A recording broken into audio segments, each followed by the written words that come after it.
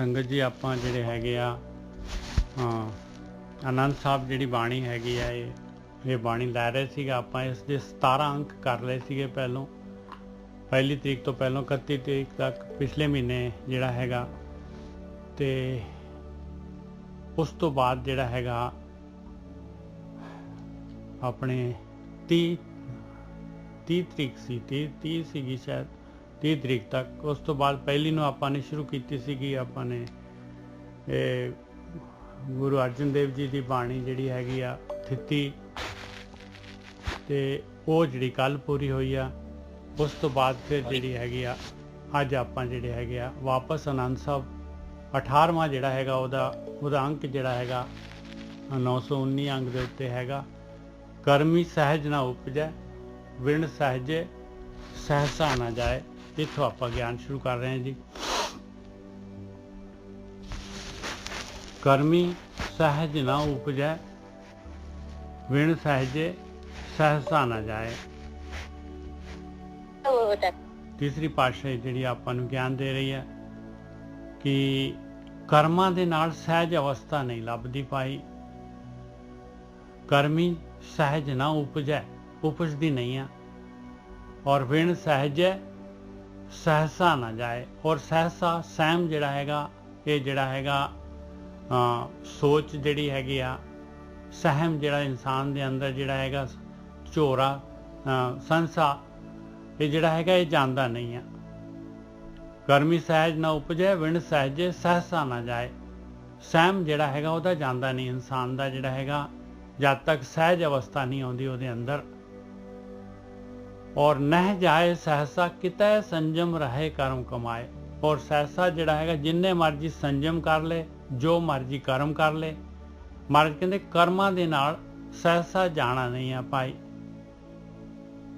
ਔਰ ਸਹਿਸਾ ਨਹੀਂ ਜਾਏਗਾ ਤੇ ਫਿਰ ਸਹਿਜ ਅਵਸਥਾ ਨਹੀਂ ਆਏਗੀ। ਸਹਿਜ ਅਵਸਥਾ ਨਹੀਂ ਆਏਗੀ ਤੇ ਸਹਿਸਾ ਨਹੀਂ ਜਾਏਗਾ। ਕਰਮੀ ਸਹਿਜ ਨਾ ਉਪਜੇ ਵਿਣ ਸਹਿਜੇ ਸਹਿਸਾ ਨਾ ਜਾਏ। ਸਹਿਸਾ ਨਹੀਂ ਜਾਏਗਾ। ਨਹਿ ਜਾਏ ਸਹਿਸਾ ਕਿਤੇ ਸੰਜਮ ਜਿਹੜਾ ਮਰਜ਼ੀ ਸੰਜਮ ਕਰ ਲੈ ਰਹੇ ਕਰਮ ਕਮਾਏ ਜੇ ਮਰਜ਼ੀ ਕਰਮ ਕਮਾ ਲੈ ਕਿਸੇ ਵੀ ਤਰੀਕੇ ਦੇ ਨਾਲ। ਇਹ ਜਿਹੜਾ ਹੈਗਾ ਮਨ ਜਿਹੜਾ ਹੈਗਾ ਇਹ ਮਨ ਨੇ ਮਾਇਆ ਨੂੰ ਨਹੀਂ ਛੱਡਣਾ। ਮਨ ਨੇ ਜਿਹੜਾ ਹੈਗਾ ਜਿਹੜੀ ਖਿੱਚਾਂ ਪਈਆਂ ਹੋਈਆਂ ਮਨ ਨੂੰ ਮੋਹ ਜਿਹੜਾ ਹੈਗਾ ਪਦਾਰਥਾਂ ਦੇ ਨਾਲ ਆਕਾਰ ਦੇ ਨਾਲ ਇਹੀ ਸਹਿਸਾ ਹੈਗਾ। ਇਹ ਜਿਹੜਾ ਹੈਗਾ ਮਨ ਨਹੀਂ ਛੱਡਦਾ ਇਹਨੂੰ। ਨਾ ਜਾਏ ਸਹਿਸਾ ਕਿਤੇ ਸੰਜਮ ਰਹੇ ਕਰਮ ਕਮਾਏ।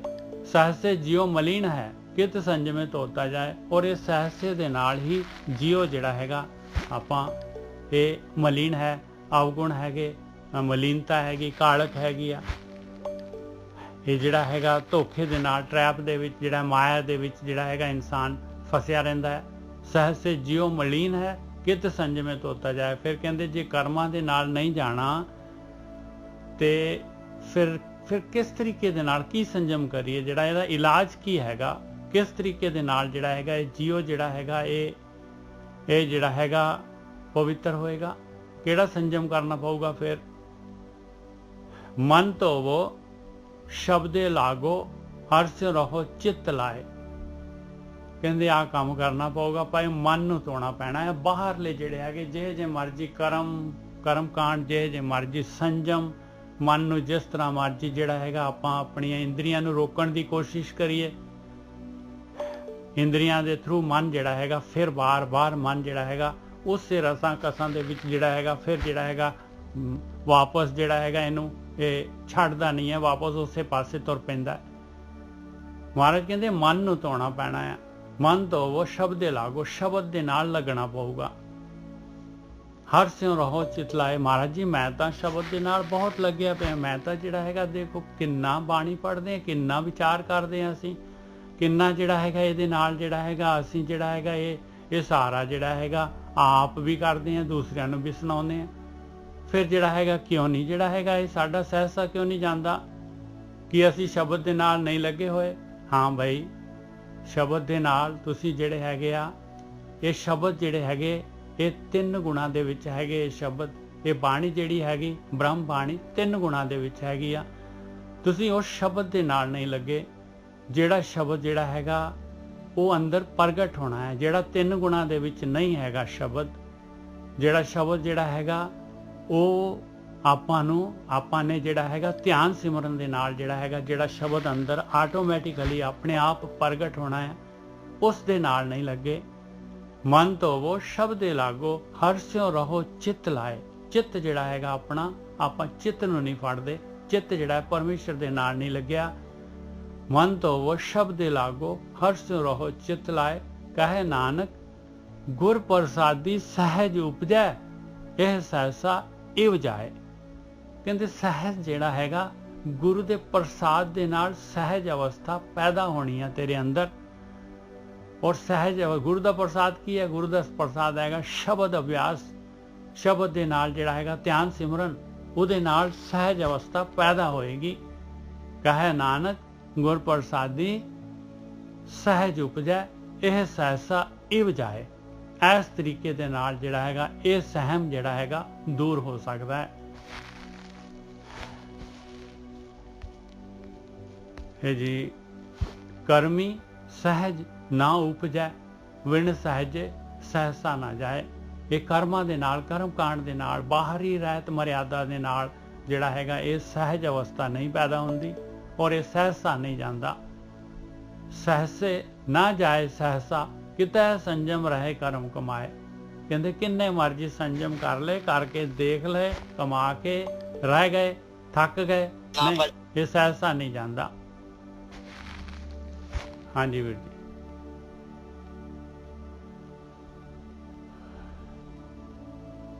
ਹਾਂਜੀ ਠੀਕ ਹੈ ਨਜਰ ਸਾਹਿਬ।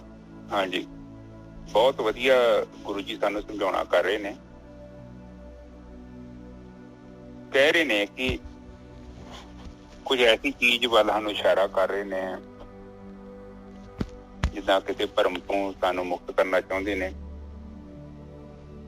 ਇਸ਼ਾਰਾ ਕਰਦੇ ਨੇ ਕਿ ਜਿਹੜਾ ਮਨੁੱਖ ਤਰੀਕਾ ਵਰਤ ਰਿਹਾ ਔਰ ਜੋ ਚੀਜ਼ ਪ੍ਰਾਪਤ ਕਰਨਾ ਚਾਹੁੰਦਾ ਹੈ, ਉਹ ਦੋਨਾਂ ਦੇ ਵਿੱਚ ਕੋਈ ਸੈਟਿੰਗ ਨਹੀਂ ਹੈਗੀ। ਸੈਟਿੰਗ ਕਿੱਦਾਂ ਨਹੀਂ ਹੈਗੀ? ਉਹ ਕਹਿ ਰਹੇ ਨੇ ਕਿ ਜਿੱਦਾਂ ਜਿਹੜੇ ਜੇਕਰ ਇਨਸਾਨ ਪਰਾਲੀ ਨੂੰ ਧਰਤੀ 'ਚ ਨੱਪਦਾ ਹੈ ਤੇ ਕੀ ਉਹਦੇ ਤੋਂ ਸਾਨੂੰ ਝੋਨੇ ਦੀ ਪ੍ਰਾਪਤੀ ਹੋ ਸਕਦੀ ਹੈ? ਨਹੀਂ, ਇਹ ਕੰਮ ਹੋ ਸਕਦਾ। ਹਾਂਜੀ ਨਜਰ ਸਾਹਿਬ। ਹਾਂਜੀ ਬਿਲਕੁਲ ਨਹੀਂ ਹੋ ਸਕਦਾ। ਹਾਂ, ਉਹ ਬੜਾ ਕਲੀਅਰ ਜਿਹੀ ਉਹਨਾਂ ਦੀ ਬਿਲਕੁਲ ਹੀ ਕਲੀਅਰ ਸ਼ਬਦਾਵਲੀ ਆ। ਦੋ ਭਾਸ਼ਾ ਤੇ ਹੈ ਨਹੀਂ। ਕਹਿੰਦੇ ਕਰਮੀ ਸਹਿਸਾ ਨਾ ਜਾਏ। ਕਰਮੀ ਸਹਿਜ ਨਾ, ਕਰਮਾਂ ਦੇ ਨਾਲ ਹਾਂ ਕਿ ਤੂੰ ਪਰਾਲੀ ਬੀਜੀ ਜਾਂਦੇ ਆ ਤੇ ਗੱਲ ਨਹੀਂ ਬਣਨੀ, ਹਨਾ? ਬਿਲਕੁਲ ਬਿਲਕੁਲ ਸਹੀ ਹੈ ਜੀ। ਹਾਂ, ਇਹ ਸਿੰਪਲੀ ਭਾਸ਼ਾ ਚ ਸਾਨੂੰ ਉਹਨਾਂ ਨੇ ਸਮਝਾਇਆ ਕਿ ਕਿਹੜੇ ਤਰੀਕੇ ਨਾਲ ਤੁਸੀਂ ਕੋਸ਼ਿਸ਼ ਕਰ ਰਹੇ ਜੋ, ਜਾਂ ਮਤਲਬ ਤੁਸੀਂ ਕੁਛ ਐਸਾ ਕੰਮ ਕਰ ਰਹੇ ਜੋ ਜਿਹਦੇ ਤਰੀਕੇ ਜਿਸ ਦੇ ਨਾਲ ਇਹ ਕੰਮ ਨਹੀਂ ਹੋਣਾ। ਹੁਣ ਇਹ ਇੱਥੋਂ ਇੱਕ ਚੀਜ਼ ਨੂੰ ਅੰਡਰਸਟੈਂਡ ਕਰੋ। ਹਰ ਇੱਕ ਚੀਜ਼ ਦੀ ਫਿਲਡ ਹੁੰਦੀ ਹੈ। ਆਪਾਂ ਬਾਣੀ ਦੀ ਕਥਾ ਬਾਅਦ ਚ ਕਰਦੇ ਹਾਂ, 1 ਮਿੰਟ ਇਸ ਚੀਜ਼ ਤੇ ਵਿਚਾਰ ਕਰਦੇ ਹਾਂ। ਹਰ ਇੱਕ ਚੀਜ਼ ਦੀ ਫਿਲਡ ਹੁੰਦੀ ਹੈ। ਪਾਕਿਸਤਾਨ ਦੇ ਵਿੱਚ ਨਾ ਇੱਕ ਸਾਇੰਟਿਸਟ ਹੈਗਾ, ਉਹਨਾਂ ਕੋਲ ਉਹ ਸਾਇੰਟਿਸਟ ਨੂੰ ਪਤਾ ਵਾ ਕਿ ਬੰਬ ਕਿੱਦਾਂ ਬਣਨਾ, ਨਿਊਕਲੀਅਰ ਬੰਬ ਬਹੁਤ ਪਾਵਰਫੁਲ ਚੀਜ਼ ਹੈ। ਹੁਣ ਦੱਸੋ ਆਪਣੇ ਉਹ ਕੀ ਉੱਥੇ ਕਰੋੜਾਂ ਲੋਕ ਹੈਗੇ ਨੇ, ਉਹ ਕਿਉਂ ਨਹੀਂ ਬੰਬ ਬਣਾ ਦਿੰਦੇ? ਇਹਦਾ ਮਤਲਬ ਉਹਨੂੰ ਕੁਛ ਪਤਾ। ਨਿੱਜਰ ਸਾਹਿਬ ਬਿਲਕੁਲ ਸਹੀ ਗੱਲ ਹੈ ਜੀ, ਬਿਲਕੁਲ ਸਹੀ ਗੱਲ ਹੈ। ਇਹਦਾ ਮਤਲਬ ਕਿ ਆਪਾਂ ਇਹ ਨਹੀਂ ਕਿ ਕੋਈ ਵੀ ਕੰਮ ਕਰ ਸਕਦੇ ਹਾਂ। ਆਪਾਂ ਤਾਂ ਜਹਾਜ਼ ਉੱਡਦਾ ਬਹਿੰਦੇ ਹਾਂ, ਆਪਾਂ ਜਹਾਜ਼ ਸਵਾਰੀਆਂ ਬਹਿੰਦੇ ਹਾਂ, ਪਰ ਜਿਹੜੇ ਡਾਉਣ ਵਾਲੇ ਆ ਜਾਂ ਜਿੰਨਾ ਬਣਾਉਣ ਵਾਲੇ ਉਹ ਬੰਦੇ ਹੋਰ ਨੇ। ਉਹਨਾਂ ਨੂੰ ਪਤਾ ਹੈ ਕਿੱਦਾਂ ਜਹਾਜ਼ ਬਣਦਾ ਹੈ। ਫਿਰ ਜਹਾਜ਼ ਬਣਦਾ ਹੈ, ਇਕੱਲੇ ਨੇ ਨਹੀਂ ਜਾਣਾ, 100, 200, 400 ਬੰਦਾ ਵੀ ਜਾਣਾ, ਉਹ ਵੀ ਪਤਾ ਉਹਨਾਂ ਨੂੰ।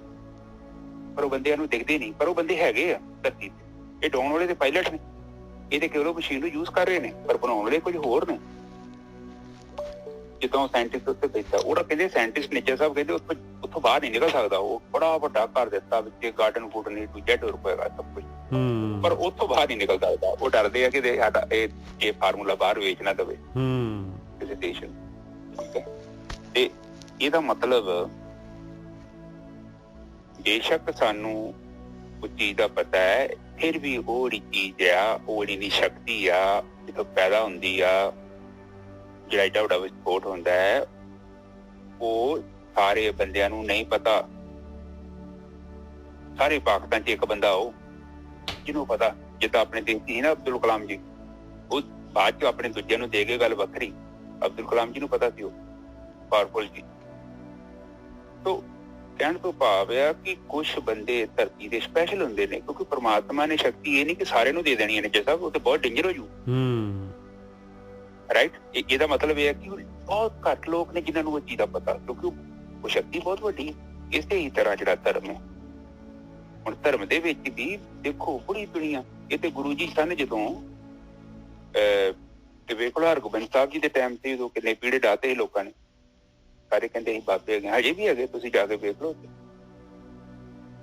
पर वो ये नहीं कि पीड़ा ढा लिया ਜਾਂ कोई धार्मिक स्थान का मैं मुखी बन गया, ਜਾਂ मैं कुछ भी अपना भी आप वेख ली, आप पराली बेच रहे हैं, की उग रहा, उगता पिया, किन्ने धरती के ब्रह्म ज्ञानी पैदा हो गए ने। तो इसका मतलब ये है कि बाणी सानूं ये कहंदी कि जिहड़ा तरीके नाल तुसीं कारज कर रहे हो, वो तरीके नूं वेखो। पहली लाइन च समझा रहे ने, तो कहंदे कि जिहड़े कर्मां दे नाल तुसीं काम कुछ भी कर रहे हो, कर्मां दा नहीं कनैक्शन हैगा, वो एक वक्री सिस्टम है। हुण अगे दसणगे कि वो किहड़ा सिस्टम है। पहली गल तूने रिजेक्ट करता कि तेरा बाहरी जिहड़ा तू कर्म कर रहे हैं, वो तू पराली बीज रहे हैं, ते पराली दे नाल झोला नहीं उगना। हाँ, झोना बीजेंगा तो पराली अपने आप ही उग जूगी उहदे नाल, बाई प्रोडक्ट है। पर ये कि जो पराली बीजती तो पराली भी तेरी खराब हो जानी। हाँ जी निजा साहब, अगे चलिए। हाँ जी, सहसे जियो मलीन है, कित संजमे धोता जाए। कहते सहसा हैगा ते तेरा जियो मलीन हैगा भाई, ते मलीन हैगा ते तू जिहड़ा हैगा मालक परमात्मा वाल, आत्मा वाल तेरी गति नहीं हो सकती। फिर किहड़े संजम दे नाल जिहड़ा हैगा ये जिहड़ा हैगा जिहड़ा सहसा जाए और जियो जिहड़ा हैगा इहदी मैल उतर जाए। किहड़ा संजम? कर्मां दे नाल महाराज कहंदे बाहरली कर्मां दे नाल जिहड़ा हैगा नहीं धोता जा सकदा, ये सहज अवस्था नहीं आ सकती। फिर केड़ा कर्म है? सहसे जीव मलीना कित संजम है, केड़े संजम ने नाल धोता जाए। मन धोवो शब्दे लागो, हर्ष रहो चित लाए। इत्थे दस्सिया महाराज ने भाई देख, ये जिहड़ा हैगा मन नूं धोना पैना है। मन नूं धोण वास्ते मन जिहड़ा हैगा चित्त हैगा, मन दा चित्त जिहड़ा हैगा, चित्त नूं फड़ना पैना है तैनूं। चित्त जिहड़ा हैगा परमेश्वर दे नाल लाउणा पैना है चित्त। मन धोवो जिहड़ा त्रिगुणी जिहड़ा हैगा रूप ना रेख ना रंग की त्रैगुण ते प्राप्तिन, उस मालक परमात्मा दे नाल जिहड़ा नहीं दिसदा। और देख लो चित्त जिहड़ा हैगा नहीं दिसदा, उहदे विच चित्त लाउणा है। ये भी देखो कोई बाहर आकार होए, कोई किस चित्त जिहड़ा हैगा ला सकदे आ आपां। हुण चित्त भी लाउणा है जिहड़ा नहीं दिसदा चित्त, ਉਹਦੇ ਵਿੱਚ ਚਿੱਤ ਲਾਉਣਾ ਹੈ ਔਰ ਧੋਣਾ ਹੈ, ਮਨ ਨੂੰ ਧੋਣਾ ਹੈ। ਮਨ ਧੋਵੋ ਸ਼ਬਦ ਦੇ ਲਾਗੋ, ਸ਼ਬਦ ਦਾ ਇੱਕੋ ਹੀ ਆਪਸ਼ਨ ਹੈਗਾ ਆਪਣੇ ਕੋਲ ਪਾਈ, ਸ਼ਬਦ ਅਭਿਆਸ ਜਿਹੜਾ ਹੈਗਾ। ਸ਼ਬਦ ਅਭਿਆਸ ਦੇ ਨਾਲ ਮਨ ਦੇ ਜਿਹੜੇ ਹੈਗੇ ਵਿਚਾਰਾਂ ਦੇ ਨਾਲ ਮਨ ਬਾਹਰ ਜੁੜਿਆ ਹੋਇਆ ਹੈ। ਮਨ ਨੂੰ ਜਿਹੜਾ ਹੈਗਾ ਵਿਚਾਰ ਇਹਦੇ ਘੱਟ ਕਰੋ। ਮਨ ਨੂੰ ਇੱਕ ਅੱਖਰ ਪਹਿਲਾਂ ਇੱਕ ਜਿਹੜਾ ਹੈਗਾ ਇੱਕ ਕੋਈ ਪਰਮੇਸ਼ਰ ਦਾ ਨਾਮ ਜਿਹੜਾ ਹੈਗਾ एक अखर के उत्ते मन नूं ले आओ, एक शब्द के उत्ते मन नूं ले आओ। उहदे नाल जिहड़ा हैगा शुरू करो अपनी यात्रा अंदर जिहड़ा हैगा। प्रभ की उस्तत करो संत मीत, सावधान एकाग्र चीत। इत्थों शुरू करो और फिर जिहड़ा हैगा थोड़े दिनां च जिहड़ा हैगा अपने अंदर जिहड़ा हैगा वो अनहत शब्द जिहड़े हैगे आ वाजे। पंज शब्द तित घर सुभागै, घर सुभागै शब्द वाजे। कला जित कर धारिया, पंच दूत तुदवस कीते काल कटक मारिया। वो जिहड़े हैगे आ शब्द अपने अंदर चल पैणगे पाए। और एक काम क्रोध लो ओंकार और इंटर्न जिहड़ा हैगा अपना मन जिहड़ा हैगा ये अपने कंट्रोल च आना शुरू हो जाएगा। आ संजम हैगा। सहसे जियो मलीन है, कित संजमे धोता जाए। मन धोवो शब्द लागो, हर्ष्यों रहो चित लाए। हाँ जी वीर जी। हाँ जी ठीक है जी। ਇਹ ਬਾਣੀ ਦੀ ਵਿਆਖਿਆ ਕਰਨ ਤੋਂ ਪਹਿਲਾਂ ਆਪਾਂ ਸਬਜੈਕਟ ਨੂੰ ਥੋੜਾ ਅੰਡਰਸਟੈਂਡ ਕਰੀਏ। ਜਿਹੜਾ ਜੀਵ ਹੁੰਦਾ ਨਾ, ਜੀਵ ਕੋਈ ਸਿੰਗਲ ਕੰਪੋਨੈਂਟ ਨਹੀਂ ਆ। ਤੁਸੀਂ ਕਾਰ ਤੇ ਕਹਿ ਦੇਈਦੀ ਆਪਾਂ ਕਾਰ ਆ, ਕਾਰ ਕਿਤੇ ਕਾਰ ਆ, ਉਹਦੇ ਪਤਾ ਨਹੀਂ ਕਿੰਨੇ ਪੁਰਜੇ ਲੱਗੇ ਉਹਦੇ ਵਿੱਚ, ਫਿਰ ਉਹ ਚੀਜ਼ ਤਿਆਰ ਹੁੰਦੀ ਹੈ, ਫਿਰ ਉਹ ਰੇੜੇ ਦਿਲ ਦੇ ਲਾਇਕ ਹੁੰਦੀ ਹੈ ਨਾ। ਜੈਸਾ ਸਹੀ ਹੈ ਨਾ? ਬਿਲਕੁਲ ਸਹੀ ਹੈ ਜੀ। ਇਹ ਦੇਖੋ, ਇਹ ਪਤਾ ਕਿ ਸਾਡੀ ਬੁੱਧੀ ਦੀ ਲਿਮਟ ਹੈਗੀ, ਪ੍ਰਕਿਰਤੀ ਦੀ ਕੋਈ ਲਿਮਟ ਨਹੀਂ ਹੈਗੀ। ਹੁਣ ਆਪਣਾ ਸਰੀਰ ਵੇਖੀਏ, ਇਕੱਲਾ ਸਰੀਰ ਹੈ ਕਿਤੇ, ਉਹਦੇ ਅੰਦਰ ਕਿੰਨੀ ਮਸ਼ੀਨ ਲੱਗੀ। ਇੱਕ ਵੀ ਮਸ਼ੀਨ ਜਦੋਂ ਖਰਾਬ ਹੁੰਦੀ ਹੈ, ਫਿਰ ਪਿਓ ਦਾ ਪੁੱਤ, ਫਿਰ ਬੰਦਾ ਭੱਜਦਾ, ਭੱਜ ਕੇ ਵੇਂਦਾ, ਫਿਰ ਉਹਨੂੰ ਪਤਾ ਲੱਗਦਾ ਪੁਰਜਾ ਮੇਰੇ ਅੰਦਰ ਸੀ, ਮੈਨੂੰ ਪਤਾ ਹੀ ਨਹੀਂ, ਮੈਂ ਖਰਾਬ ਕਰ ਲਿਆ। ਇਹ ਮਸ਼ੀਨ ਬਹੁਤ ਕੰਪਲੀਕੇਟਡ ਹੈ। ਜਦੋਂ ਆਪਾਂ ਦੁਰਵਰਤੋਂ ਕਰਦੇ ਹਾਂ, ਫਿਰ ਪਤਾ ਲੱਗਦਾ ਇਹਦੇ ਅੰਦਰ ਕਿਹੜੇ ਕਿਹੜੇ ਫੰਕਸ਼ਨ ਹੈਗੇ ਆ। ਉਦਾਂ ਤੇ ਸਾਨੂੰ ਪਤਾ ਹੀ ਨਹੀਂ, ਅਸੀਂ ਸੁੱਤੇ ਚੌਲ ਖਾਈ ਜਾਂਦੇ ਹਾਂ। ਇਸੇ ਹੀ ਤਰ੍ਹਾਂ ਜਿਹੜਾ ਸੂਖਮ ਸਰੀਰ ਹੈ ਸਾਡੇ ਅੰਦਰ, ਸੂਖਮ ਸਰੀਰ ਕੋਈ ਜੀਵ ਕਹਿਣ ਨਾਲ ਗੱਲ ਨਹੀਂ ਖਤਮ ਹੁੰਦੀ। ਜੀਵ ਕੀ ਹੈ? ਜੀਵ ਦੇ ਵਿੱਚ ਦੇਖੋ, ਉਹ ਹੈਗੀ ਆਤਮਾ, ਮਨ, ਬੁੱਧੀ ਤੇ ਚਿੱਤ ਤੇ ਹਉਮੈ। ਹਉਮੈ ਦੇ ਵਿੱਚ ਹੈ ਸਾਰਾ ਕੁਝ। ਹਉਮੈ ਦੇ ਅੰਦਰ ਹੀ ਸਾਰੀ ਦੁਨੀਆ ਪਾਗਲ ਹੋਈ ਬੈਠੀ ਹੈ, ਹੋਰ ਕੁਝ ਵੀ ਨਹੀਂ ਹੈਗਾ। ਗਿਆਨ ਇਕੱਠਾ ਹੋ ਗਿਆ ਤਾਂ ਵੀ ਹਉਮੈ ਹੋ ਗਈ, ਘੱਟ ਗਿਆਨ ਹੋ ਗਿਆ ਤਾਂ ਵੀ ਹਉਮੈ। ਸਾਰਾ ਕੁਝ ਹੈ ਨਾ। ਦੇਖੋ, ਜਿਹਨੂੰ ਗਿਆਨ ਹੀ ਨਹੀਂ ਹੈਗਾ, ਉਹਨੂੰ ਪਤਾ ਹੀ ਨਹੀਂ, ਉਹਨੇ ਕਰਮ ਜਿਹੜਾ ਮਰਜ਼ੀ ਕਰਮ ਕਰੀ ਜਾਣਾ, ਉਹਨੇ ਜਿਹੜਾ ਮਰਜ਼ੀ ਫਲ ਤੋੜ ਕੇ ਖਾਈ ਜਾਣਾ, ਚੰਗਾ ਵੀ ਤੋੜੀ ਜਾਣਾ, ਮਾੜਾ ਵੀ ਤੋੜੀ ਜਾਣਾ। ਹੁਣ 3 ਕਿਸਮ ਦਾ ਕੰਮ ਹੁੰਦਾ। ਇੱਕ ਤੇ ਕਰਮ ਹੁੰਦੇ ਨੇ ਬਿਲਕੁਲ ਹੀ ਮਾੜੇ ਕਰਮ। ਇੱਕ ਬੰਦਾ ਬਿਲਕੁਲ ਚੰਗੇ ਕਰਮ ਕਰਦਾ। ਮਾੜਿਆਂ ਦਾ ਤੁਸੀਂ ਲਾ ਲਓ ਕਿ ਲੋ ਗ੍ਰੇਡ ਦਾ ਜੀਵਨ ਮਿਲੂਗਾ, ਚੰਗੇ ਕਰਮ ਕੀਤੇ ਤੇ ਚਲੋ ਅਪਗ੍ਰੇਡ ਮਿਲ ਜੂ। ਕਈ ਬੰਦੇ ਏਦਾਂ ਦੇ ਹੁੰਦੇ, ਉਹ ਚੰਗੇ ਮਾੜੇ ਵੀ, ਚੰਗੇ ਮਾੜਿਆਂ ਨੂੰ ਇਕੱਠਿਆਂ ਨੂੰ ਕਰੀ ਜਾਂਦੇ ਨੇ। ਸਾਹਿਬ ਬਿਲਕੁਲ ਸਹੀ ਗੱਲ ਹੈ। ਏਦਾਂ ਦੀ 3 ਕਿਸਮ ਦੀ, ਜੇ ਧਰਮ ਵੱਲ ਚੱਲੋਗੇ ਨਾ, ਤੇ 3 ਕਿਸਮ ਦੇ ਲੋਕ ਧਰਮ ਦੇ ਵਿੱਚ ਮੰਨਦੇ ਨੇ। ਇੱਕ ਤੇ ਬਿਲਕੁਲ ਮਾੜੇ ਕਰਮ, ਇੱਕ ਬਿਲਕੁਲ ਚੰਗੇ ਕਰਮ, ਤੇ ਇੱਕ ਜਿਹੜੇ ਮਿਕਸ ਕਰਦੇ ਨੇ। ਜਿਹੜੇ ਚੰਗੇ ਕਰਮ ਕਰਦੇ ਆ ਉਹ ਵੀ ਮੁਕਤ ਨਹੀਂ ਆ, ਕਿਉਂਕਿ ਉਹ ਅਤੰਗਤ ਬਾਣੀ ਕਹਿੰਦੀ ਹੈ ਕਿ ਉਹ ਇੱਕ ਅਲੱਗ ਚੀਜ਼ ਹੈ ਜਿਹੜੀ ਤੁਸੀਂ ਸੋਚ ਰਹੇ ਹੋ। ਕਰਮਾਂ ਦੇ ਨਾਲ ਸਹਿਜਤਾ ਦੂਰ ਨਹੀਂ ਹੋਣਾ। ਹਾਂ, ਇਹ ਕਿ ਤੈਨੂੰ ਸਵਰਗ ਮਿਲ ਜੂ, ਸੁੱਖ ਮਿਲ ਜੂ। ਉਹ ਬੈਂਕ 'ਚ ਜਿੱਦਾਂ ਆਪਾਂ ਪੈਸੇ ਜਮ੍ਹਾਂ ਕਰਾ ਲਏ, ਹੁਣ ਤੁਸੀਂ ਮੈਨੂੰ ਕਿਹਾ ਚਰਨਜੀਤ ਪੈਸੇ ਜਮ੍ਹਾਂ ਕਰ, ਤੇ ਮੈਂ ਤਾਂ ਜਮੇ ਕਰ ਲਏ ਪੈਸੇ, ਤੇ ਉਹ ਹੁਣ ਹਿਸਾਬ ਲਾ ਲਓ ਮੇਰੇ ਕੋਲ ਪੈਸੇ ਹੈਗੇ ਆ ਥੋੜੇ ਬਹੁਤੇ, ਤੇ ਮੈਂ ਹੁਣ ਮੇਰਾ ਕੰਮ ਬੰਦ ਹੋ ਗਿਆ, ਮੰਨ ਲਓ ਮੇਰੇ ਕੋਲ ਜੋਬ ਨਹੀਂ ਹੈਗੀ, ਤੇ ਉਹ 'ਚ ਮੈਂ ਹੌਲੀ ਹੌਲੀ ਕੱਢ ਕੇ ਖਾਈ ਜਾਣੇ ਆ। ਇੱਕ ਸਮਾਂ ਆਉਣਾ ਮੁੱਕ ਜਾਣੇ ਹੋ। ਇਸੇ ਤਰ੍ਹਾਂ ਮਾੜੇ ਕਰਮ ਵੀ ਮੁੱਕਦੇ। ਇਹ ਜਿਹੜਾ ਆਪਣਾ ਮਨੁੱਖਾ ਜਨਮ ਹੈ, ਇਹਦੇ ਵਿੱਚ ਆਪਾਂ ਇਕੱਠੇ ਕਰਦੇ ਹਾਂ, ਸਿੰਚਿਤ ਕਰਦੇ ਹਾਂ ਮਨ ਦੇ ਨਾਲ, ਹਉਮੈ ਦੇ ਨਾਲ। ਹਉਮੈ ਬੜੀ ਖਤਰਨਾਕ ਚੀਜ਼ ਹੈ, ਕਿਉਂਕਿ ਚਿੱਤ ਦੇ ਵਿੱਚ ਹਉਮੈ ਆ।